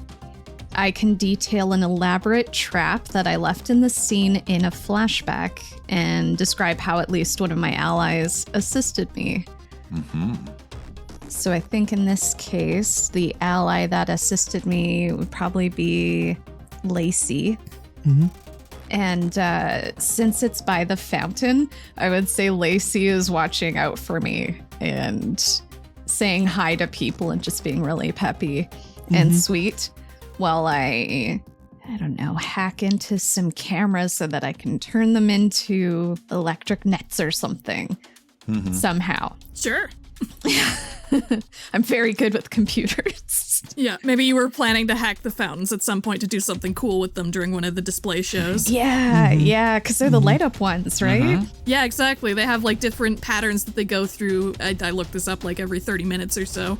Yeah, okay, so I'll definitely, I would have hacked the lights to do some cool stuff, but just in case, I always seem to program stuff to become a weapon. So it's helped Bibi out in the past, so that's what they're gonna do. It's going to be all of the water probably just squirts at Mina after she's attacked. Okay. Are you just doing this by yourself, or were you doing a team attack with someone else?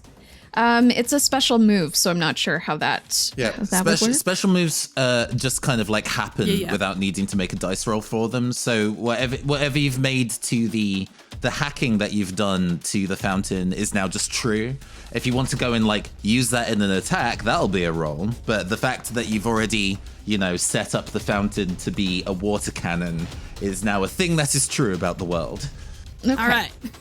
Yeah, basically all of the water starts to move in cool different ways as I figure out how to get it to turn it into a weapon. And then I also take away Mina's glasses because I realized I forgot. And Mina can see all of the other stuff that everybody else can see. Oh, the little visor thing that you gave them. Yeah. Aw, I thought I could see your weak point that entire time. What do you have to do? Well, I suppose I didn't need the assistance, really, to defeat all of yous. That's actually why they did so well in the roles, is because of the visor. Sorry. Yeah, Brilliant. Lucian I still love has his. Yeah. Oh, and Lucian. I would take away Lucian's as well. Sorry about that. So you're gonna try and clash with Mina or Lucian? Yes, I guess in the scene, who's standing closest to the fountain? They're both pretty close, but since Lucian just tossed a bunch of people into it, he's pretty close. Mm-hmm. And does anybody else have a heart rate of 7? 6. Once upon a time, I did. In the good old days. Until the Okay. bodying happened. Just me. I'm going to try and aim my guns at Mina. Mm-hmm. Because Bibi thinks that she's the big threat. Nice. Mina is going to use her heartbroken tag of Paintbrush in addition to her regular heart rate to roll 11 dice. And I am going to use my precision fighting style. All right, here we go. That is Mina 3 successes for Mina and 2 successes for Bibi. Everybody loves a rival battle in a I video can see game. why the Vegas OVA is infamous. I think what happens is that you fire the jets of water at Mina, and Mina's like, "Oh, we've seen this trick once already." And she puts her paintbrush through the water, turns it into watercolor paint. And now it has the properties of paint. She can control it. So she then directs those streams of water directly back at you and knocks you into the fountain. Oh no! Oh no, all of Bibi's electronics. Mina isn't playing around. She's gunning for it. Oh god. Okay then. In that case, Bibi, who would you like to hand off the spotlight to? Bibi's gonna stand up under the water. There's I guess electricity crackling around them, and the makeup's doing that thing where all of their mascara is just dripping down their cheeks. No. And as a result, I'm going to increase your heart rate by 1. As a result, you're pissed. Okay. All right. So my heart rate is up to 8. Mm-hmm. Yeah. And their hands are in fists. And you can tell they're trying to keep it under control. And fans of the anime know that this doesn't happen very often. And it's always a treat when it does. But they're like, "Munro, kill her!" And then that's it. Hair's dripping wet and everything. And then the visor comes back on. And then they try to get everything back under control while Munro takes the stage. Munro hears that and just gets this huge grin as she looks over at Mina and just, "Oh, you're fucked now." And you want a round 2, girly? Let's go then. Okay, so I can use my weapon to give me an extra tag, but it doesn't get crossed out like my fighting styles, right?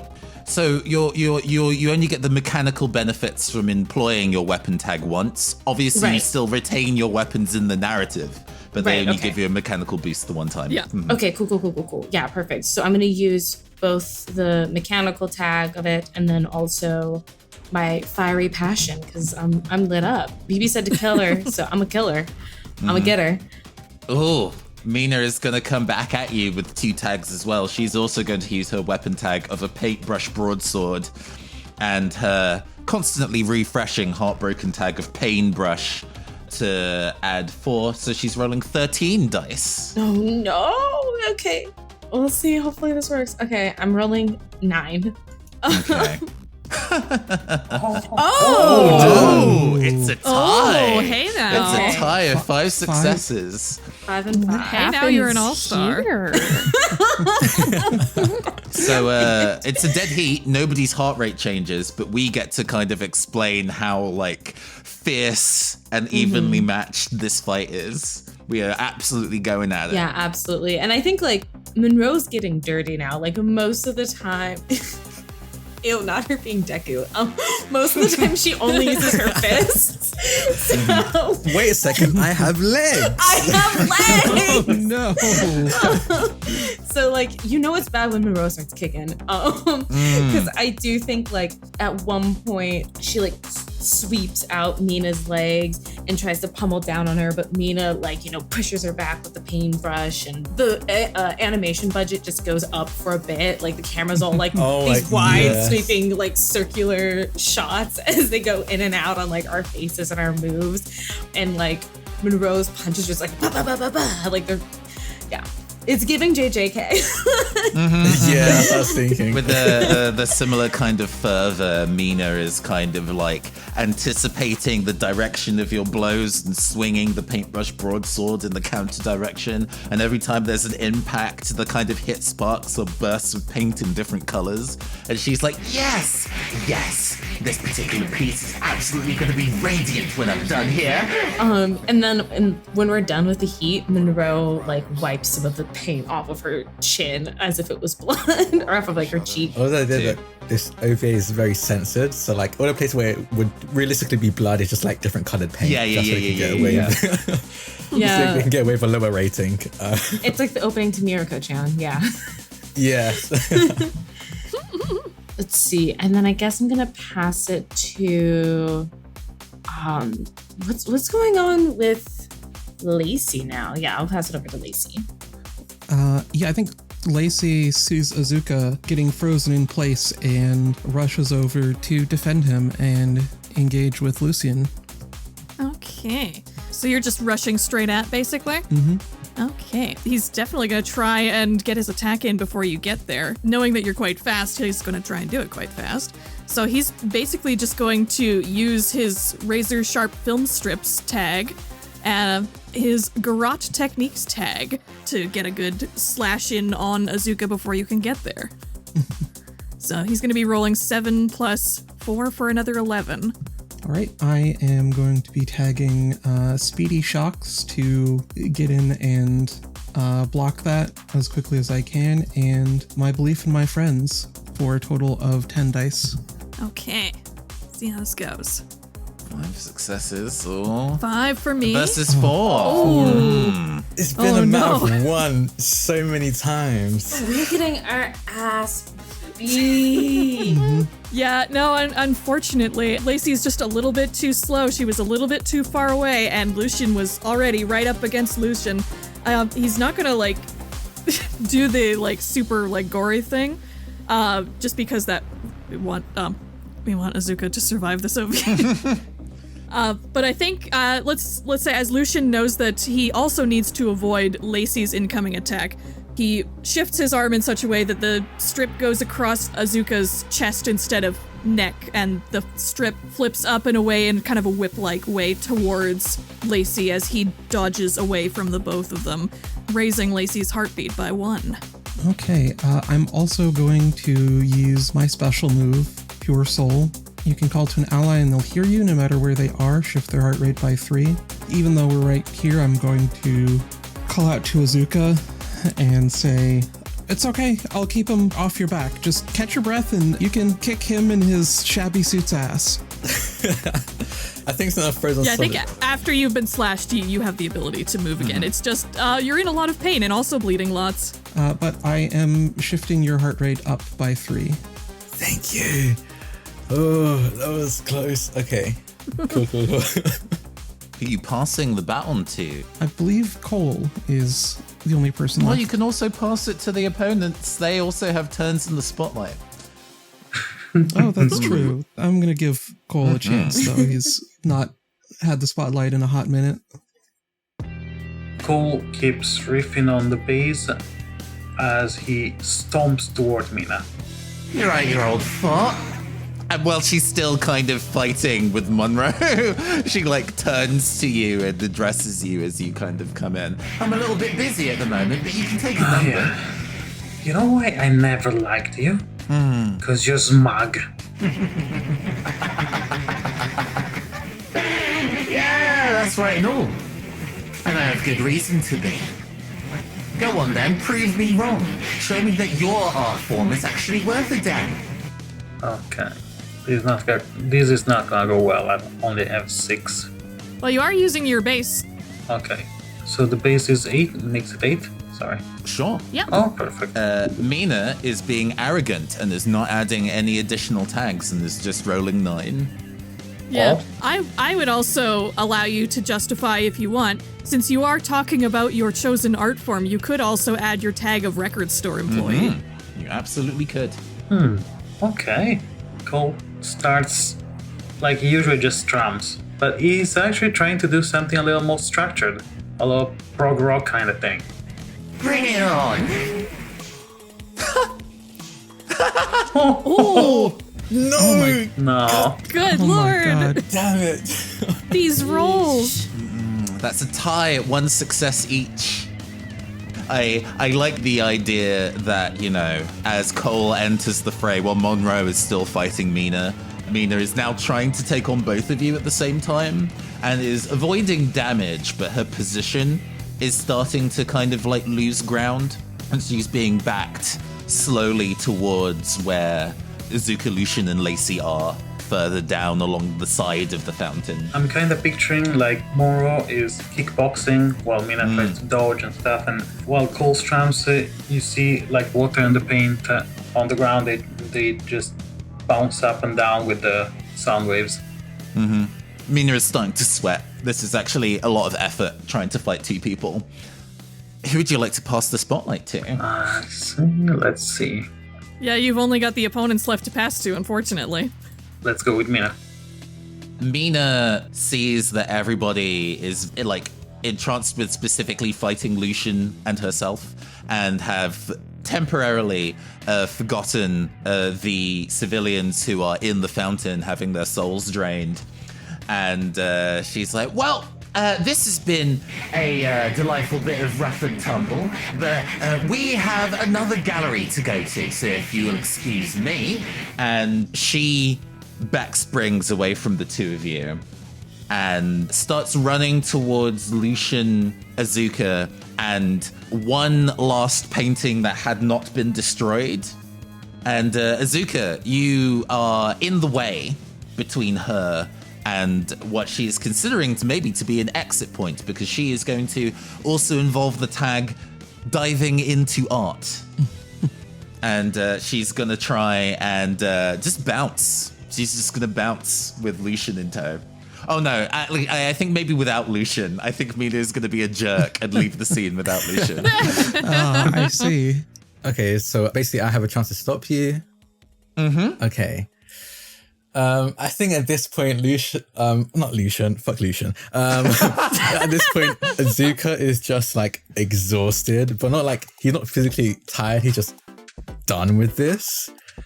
So like the moment he's able to move his body again, he starts to loosen his tie. Right now he's wearing the uncomfortably realistic Santa face tie. And it's probably like cut partway through because of the slash they got from Lucian. Yeah, it's like this really sad moment with like the goofy tie with the brutal slash mark through it. Yep. And I'm going to use the tag A Desire to Be Home by Dinner and a Living Blazer to try and stop. So as he loosens his tie, you just see the buttons of his blazer undo themselves and kind of like slide off of him as he and his blazer lurch towards Mina to stop her. Right. So that's going to take me up to 9. Ooh. 9 dice. That's solid. That's solid.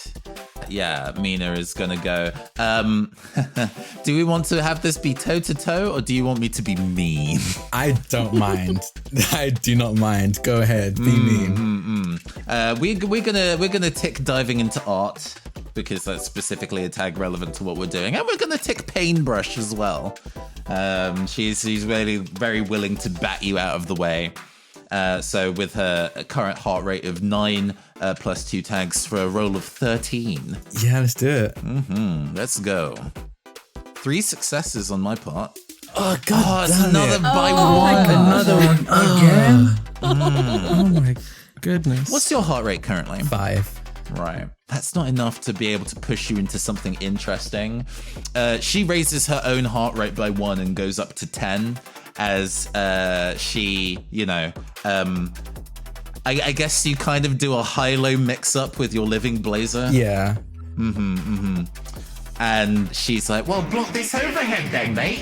And just swings the paintbrush like in a vertical arc and just lands you full in the face. And your face is bright pink with embarrassment and also a large amount of paint.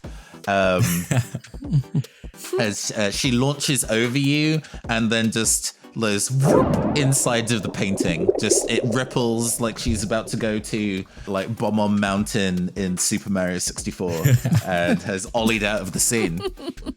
And I think at this point, actually, I'm going to have to take a sec to decide how Lucian's going to react to this. Yeah, and Lucian was probably not expecting Mina to leave the scene without him.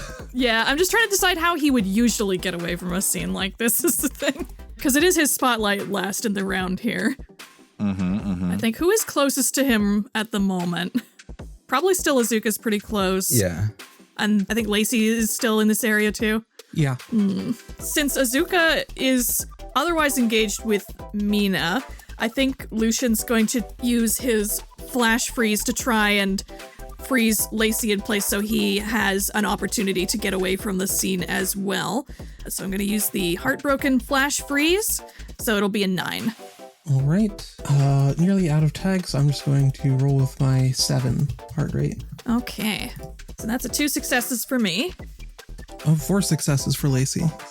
Oh, okay then. You love to see it. Yeah. So in this case, I think Lacey is definitely going to be fast enough to do something about this. What are you going to do heart rate wise? First, you can shift Lucian's heartbeat by 2. I'm going to push his heart rate up, and after being too late to stop him from attacking Azuka earlier, Lacey's focused on Lucian, and there's, an exchange of Lucian trying to hit her with this freezing flash, and she's just zipping back and forth with bolts of electricity and keeps tapping him with the stun batons over and over, just lightly tagging him each time, but he's not able to stop her in place, so he's getting frustrated and his heart rate is going up. Yeah, I think he also can't really get away from you because you're definitely faster than he is. Yeah, I'm just sort of keeping him surrounded single-handedly. I think for the time being, he's going to just try and keep fending you off in that case with his film strips to keep you at a distance. Sort of encircle himself with these floating strips. But otherwise, he can't really do much to actually hit you. Mm-hmm. This would make it the top of the round with this completed. We should probably take a brief stock of what everybody's heart rates are, because that might inform your turn order choices. I believe I'm at 8. I'm at 5. I'm also at 5. I am at 7. And I'm at 6. Okay, I'm going to pass it to Azuka. I think Azuka is done. He was dragged out on his vacation. Very short notice, he could be answering emails right now, but no, he's here fighting some guy with, I don't know, a film reel. Something is just ridiculous. So I think he slowly stands up, picks up his katana, and his blazer kind of floats beside him, and he looks to Munro and just says, I have a lot of pent-up aggression.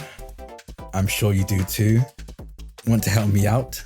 I would, but I was going to try to help out the people whose energies, their souls are getting sucked out. That's a fair point. Right, because you have the arcane mystery. I have arcane mystery, so...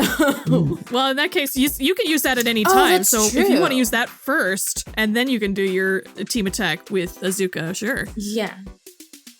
Oh, so perfect sync attacks don't necessarily need to be against other targets with heart rates. You can also do that on standard checks as well. So you could easily do your team up to save the people in the pool in the fountain if you wanted to. You have options. Yeah, I'd be down to do that.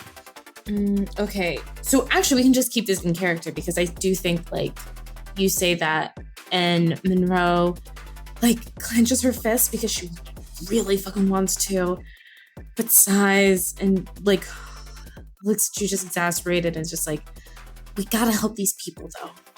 And she's gonna turn and like rush over to the fountain to use Arcane Mystery. I'm gonna make a character decision. It's an OVA, so of course. I think for like a very long time in the anime, it was like, oh, Munro's like a puncher. Like, that's what she does. That's what her power is. You know what I mean? But I actually don't think that's true. I think Munro is... If Munro was like a D&D class, I think she would actually be a spellcaster. I think she uses the magic that she has to give herself the knuckles. And that's why it's not like a tangible item like a sword or the batons or something like that, if that makes sense. So the light leaves her knuckles and starts to kind of spiral around her and then around the fountain as well, as she gets ready to use her magic to draw in these people's souls and spirits and energies and put them back. Which is a very convoluted way of explaining it, but in my mind, I've always been like, she's a puncher. Why does she have Arcane Mystery? And I finally answered the question for myself. No, I love it. Because character development. Yeah. Because you shouldn't judge a book by its cover. Exactly. Exactly. She's like the Hulk, except she's not angry all the time. She's magic all the time. Yes. So part of it is tell the GM what you'd like the spell to do, and they tell you what rituals or sacrifices are needed to cast it. How am I gonna get these people's souls, Eryn? Oh, what do I want of you? Because I want this to work. I could make a suggestion. Ooh, okay. Yeah, go ahead. It seems that your magic is also part down to kinetic force on your end. It's what you need to punch to make your kind of like combat magic work. It needs the motion. So all of your ritual magic is kind of accelerationist. Bigger spells need bigger acceleration. To be able to either get the speed or the height required to go and punch the fountain water to do what you need. You probably won't be able to do that alone. You'll need somebody to get you that extra height or that extra speed. True. I like that. And then you need to like Tengen Toppager and Lagan down into the pool with your fist. Yes, exactly. I think Munro like runs over their stairs, turns around, and like she had been so cool and so serious for a minute before just Azuka. Yes, I know. I think you have like when Munro says, "I know, but we have to help these people." There's like a moment where Azuka's expression softens and he kind of looks at Munro in like oh, she's right, and normally she wouldn't be. This is odd, but I'm proud. And then like it catches up to this scene and he kind of nods at his blazer, and the blazer like flies towards Munro and wraps itself around her waist and just flies upwards to give her some height. Yeah. This is clearly a combo move they've done before. Yeah. But done in an especially high budget way for this high budget OVA. Yeah, there's like a dramatic swoop and the like cool jazzy music starts playing. There's definitely like product placements. They see like the label of the blazer, what big brand, what thing it is. Yes. As it pulls her up. Yeah. And Munro gears herself up and starts gathering up all of the like energy around her fists before she like takes a deep breath, nods, and the blazer lets her go, and she just like just barrels down. And that's the other part of the budget, right? Of like her just like free falling right into this fucking fountain to cast the spell. And the camera like 360 degreeing around her as she goes. Yes, exactly. Could it be like because you probably like the blazer can like fly, so like it would move you faster than the acceleration of gravity, so it could still stay with you and just pull you like a cape. Yes. Well, especially you're coming down in front of this like iconic arch-shaped hotel with these beautiful fountains. Maybe the fountains like at that moment shoot up in a giant arc to accent what you're doing with all these colors. Yeah, the light show is going off. Yeah. So you hit the water with your magic crackling around you. Describe how the magic goes through and reaches these souls as you do this. She crashes or whatever. There's the sparkle of the light at almost like a hesitation of beat, and then the water surges up and forward from her impact. Like there's a moment of stillness before it just whoosh goes all the way up. And as the like water is like falling down and clearing, you notice the water itself is, I guess, in a way healing these people or returning their powers to them. The water is almost like glowing with this kind of ethereal light as people like start to wake back up and get their spirits back, and the remaining crackling energy lights from person to person, connecting them as well. And that's kind of what the camera tracks as people start to wake up. Badass. I realized halfway through that, I was like, no, the water can't be golden yellow, Liv. No. That's gross. That is gross. I was like, I gotta give Understandably it. so. Damn it, you should have said it. I would have never let that go. I know. Don't worry, this is the joke post epic music in the edit. I'm just picturing, one of these animators like doing color keys for each of the scenes, and art director looking over the shoulder of one of them and going, oh, okay, I see what you're going for, but yeah. Does look a bit like piss. Might have to go change that. a little bit. I like that idea. Was like, that looks like a golden shower, and they're like, what's that? And they just like go whisper in the ear. No one hears it, and the viewers don't hear what they're saying, but like you just see the expression on their face change as they realize, as they explain what it is, and like, oh, okay, yeah, let's change that. And it just turns into like iridescent rainbow colors. Yes, instead. exactly. Which makes sense. The ghosts were kind of an iridescent color to begin with. Yeah. So does that count as a team up? No, that's just Liv's thing. Yeah, if we were playing hard and fast by the rules, it would be both of you go and roll your dice and would have a difficulty check. But I think this is just rad and it just happens. Yeah, I'm going to say because you're using your arcane mystery, it just works. Yeah. So that takes up my turn, right? I don't think it does, because it was, again, arcane mystery. Munro just needed your help to get the extra height. So I'm going to say that, Azuka, you still have your turn, and the both of you can still do a sync attack if you have the same heart rate. I have a 5. I also have a 5. Let's go. Perfect.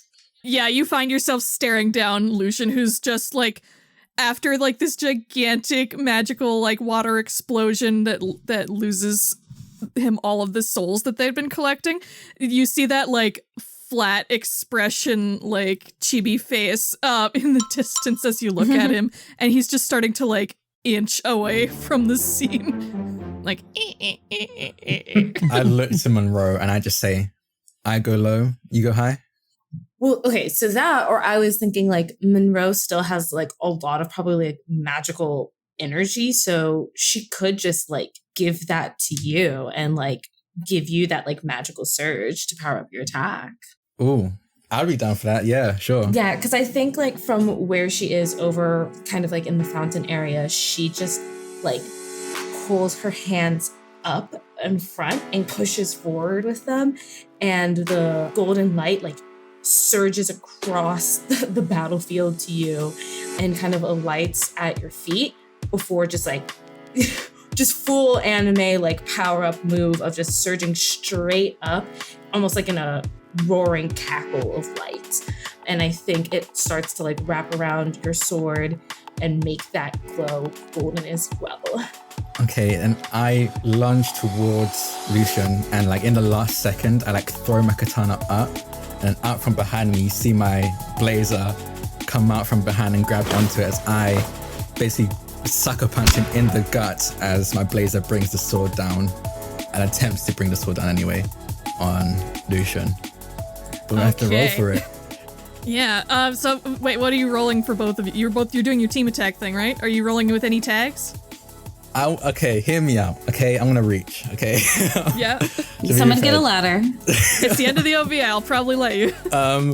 If I flavor it as I go for like the shoes, because he's wearing fancy dress shoes, I'm an accountant. I know the tracks these kind of shoes have, and they don't have great friction.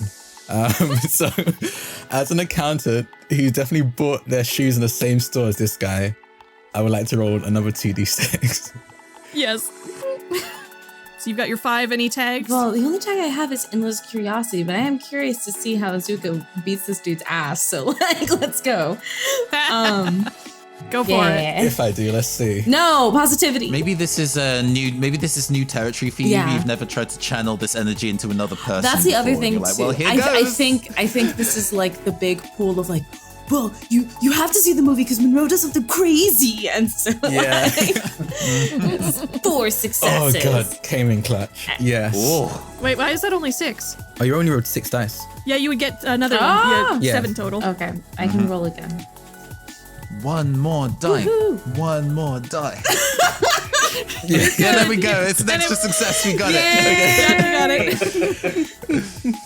Yeah, so we'll call that Azuka got 5 and Munro also got 5. Yeah. For a total of 10. Lucian is going to defend. Of course, he's going to try and flash freeze you if he can manage it. So he's rolling with his heart rate of 9 plus 2 for an 11. So let's see if he can pull off 11 successes. 2! No.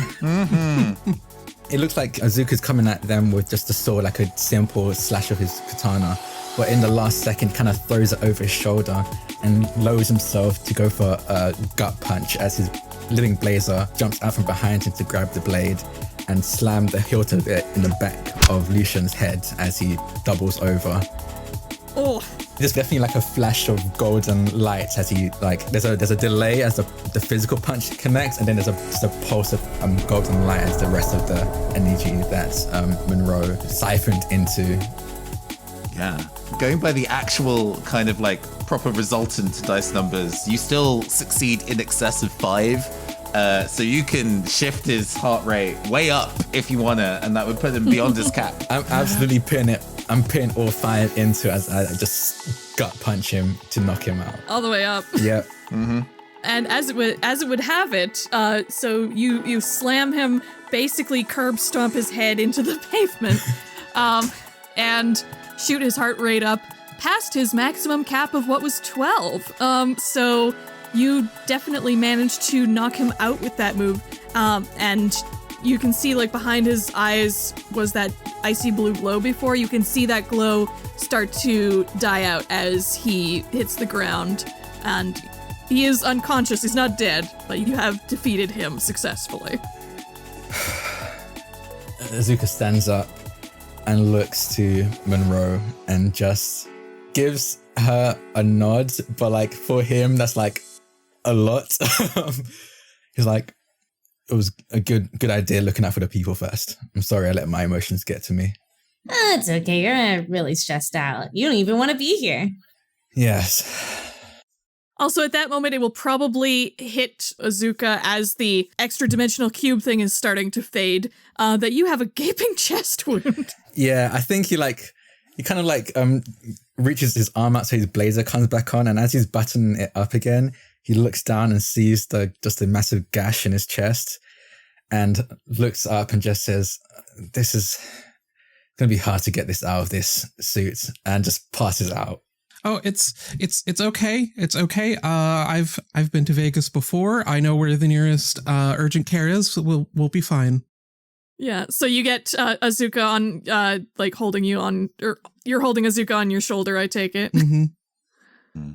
While you're exiting your scene, all of your phones go off, like the flip phones that you use for the CyberIdol app. And there is a message from Mina Allaprima. Pleasure fighting Pulse with you guys. I'll be sure to see you all again at the next one. Let's see whose art can really change the world. Munro texts back, you, like a you, suck. Tongue out emojis. Yeah, it looks like it's gonna be one of those like ominous endings with like the droning like music in the background until like Munro sends her text. Like it's just her typing that you see, but the little chibi like Munro's face pops up. Yeah. And you get Munro's satisfied face after sending the text. Yeah, I like snap the phone shut, take a breath, turn to everybody. Everyone good? Everyone okay? Yeah. Yeah, someone should check on Lucian too. I think something bad must have happened for both of them to be heartbroken. Well, I mean, Mina's always been a piece of work. Come on, everyone. Let's get back to the hotel room and vandalize her paintings. Hell yeah. We should still take Azuka to a doctor first, and then we can do that. Okay, yeah, true. That's fair. Oh, yeah, He's right. out cold. He's unconscious right now. Okay. Yeah, let's say it's Cole and Lacey who are carrying Azuka. Okay, I know a guy. Oh, no. We should a doctor. Like a real doctor. I mean, he works with some of the most famous entertainers in this town. Don't take me to a plastic surgeon, please. Or a veterinarian. Those tigers are very well cared for, okay? Don't worry. I know where the closest hospital is. I'll make sure we get taken care of for free. In a totally legitimate way, of course. Azuka, you should Okay, never good. pass on the opportunity to try tiger painkillers. Trust me, you gotta try those. No. Everything hurts. I am barely conscious, but even I. Please make sure I get to an actual doctor, please. I'm gonna sleep now. Yeah.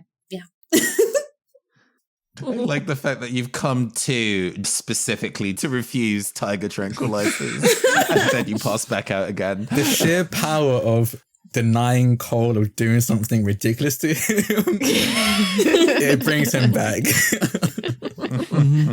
Maybe it's like a running joke in the series. 100%, yeah. Yeah. I think after this, we get the montage of you taking Azuka to the urgent care, getting him patched up. You spend maybe the next morning making sure that he's okay the next day. And the montage eventually takes you to the end of your next day, where you find yourselves at the Whitney Lancer concert. Yes. Yes. Azuka has some bandages visible from underneath his shirt, but otherwise is okay. 100%. It's fine. You know, the animators always find a way to put Azuka in bandages somehow. They know what the fans want. True. Yep. We're all wearing matching Whitney Lancer t-shirts, except for Azuka, who's just wearing a Whitney Lancer tie. Yes. It's a different suit this time because I won't got a wreck. It's like a hunter green suit, but it's got the Whitney Lancer tie as well. As like a total side note, it's giving me Rosengard vibes because he's the lawyer who like actually helped Brittany. And his first day in court, he came with like a bright pink tie because that's like the color of the Free Britney movement. That's what it's giving right now. Yeah. Yes.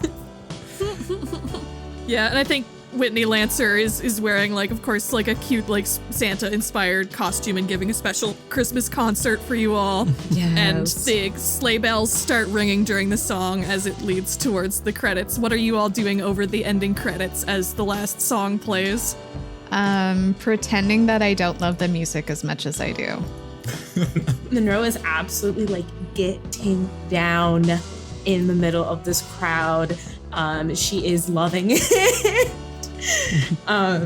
She yells the like, "Who is it?"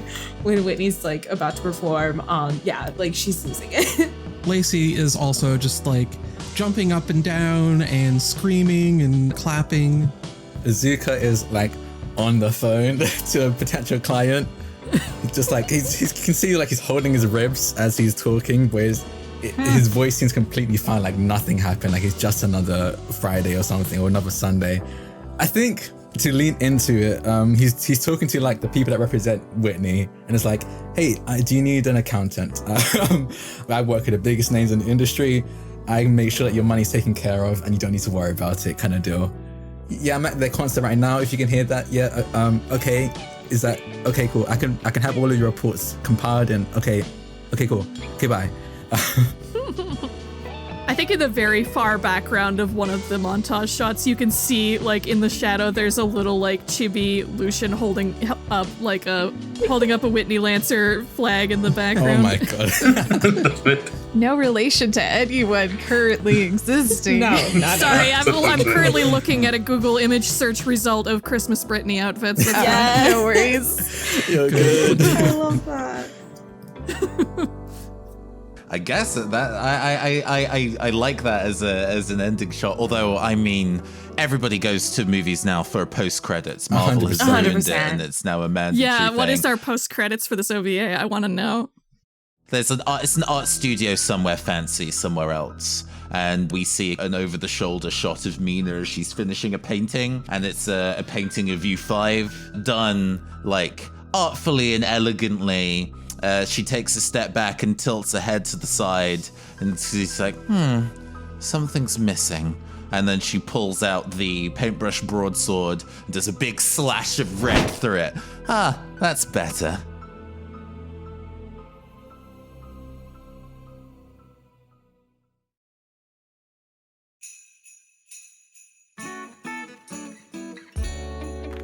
And so came the end of the old OVA. What twists, oh what turns, what a great anime. It may have been from quite a ways back in time, but good action and drama ages much like fine wine.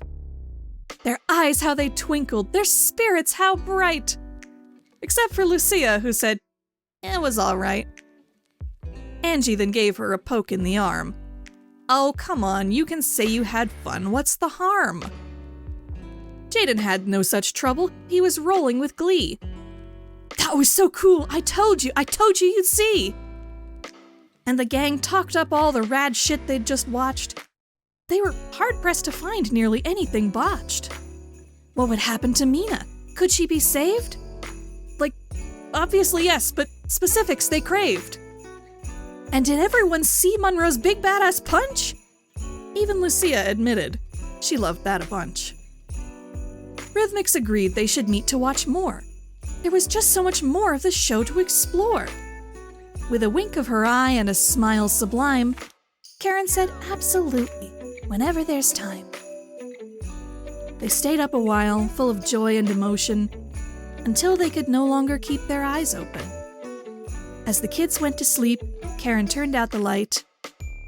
Happy holidays all, and to all a good night.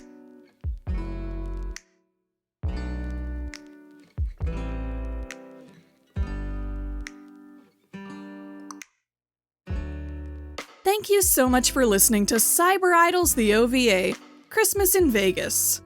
And thanks to the wonderful cast of today's one-shot. Lacey was played by Dana Lexa, who can be found on Twitter @AuthorX. Bibi was played by T. Azuka was played by Drak, who can be found on Twitter @Draconix. Cole was played by Luca, who can be found on Twitter @QueenBE15160871. Munro was played by Liv Chavez, who can be found on Twitter @LiveInADay. Mina Allaprima was played by special guest Nathan Blades, who also co-GM'd this session. Dialogue, cleanup editing, and special vocal effects were done by Kathleen Childs, whose work can be found on the Sword of Symphonies podcast at peachgardengames.com. Co-GMing, final editing, and mastering for this episode was done by me, ErynCerise. You can find me on Twitter and YouTube @ErynCerise, and you can find more information and art for SuperIdols on our website at superidolsrpg.wordpress.com. This one-shot was played using Heartbeats in Perfect Sync, written by Nathan Blades, and available at sixofspades.itch.io.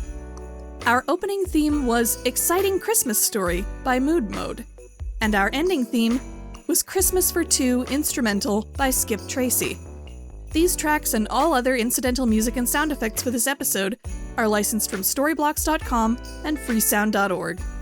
Thank you all for listening, stay well, and goodbye until next time.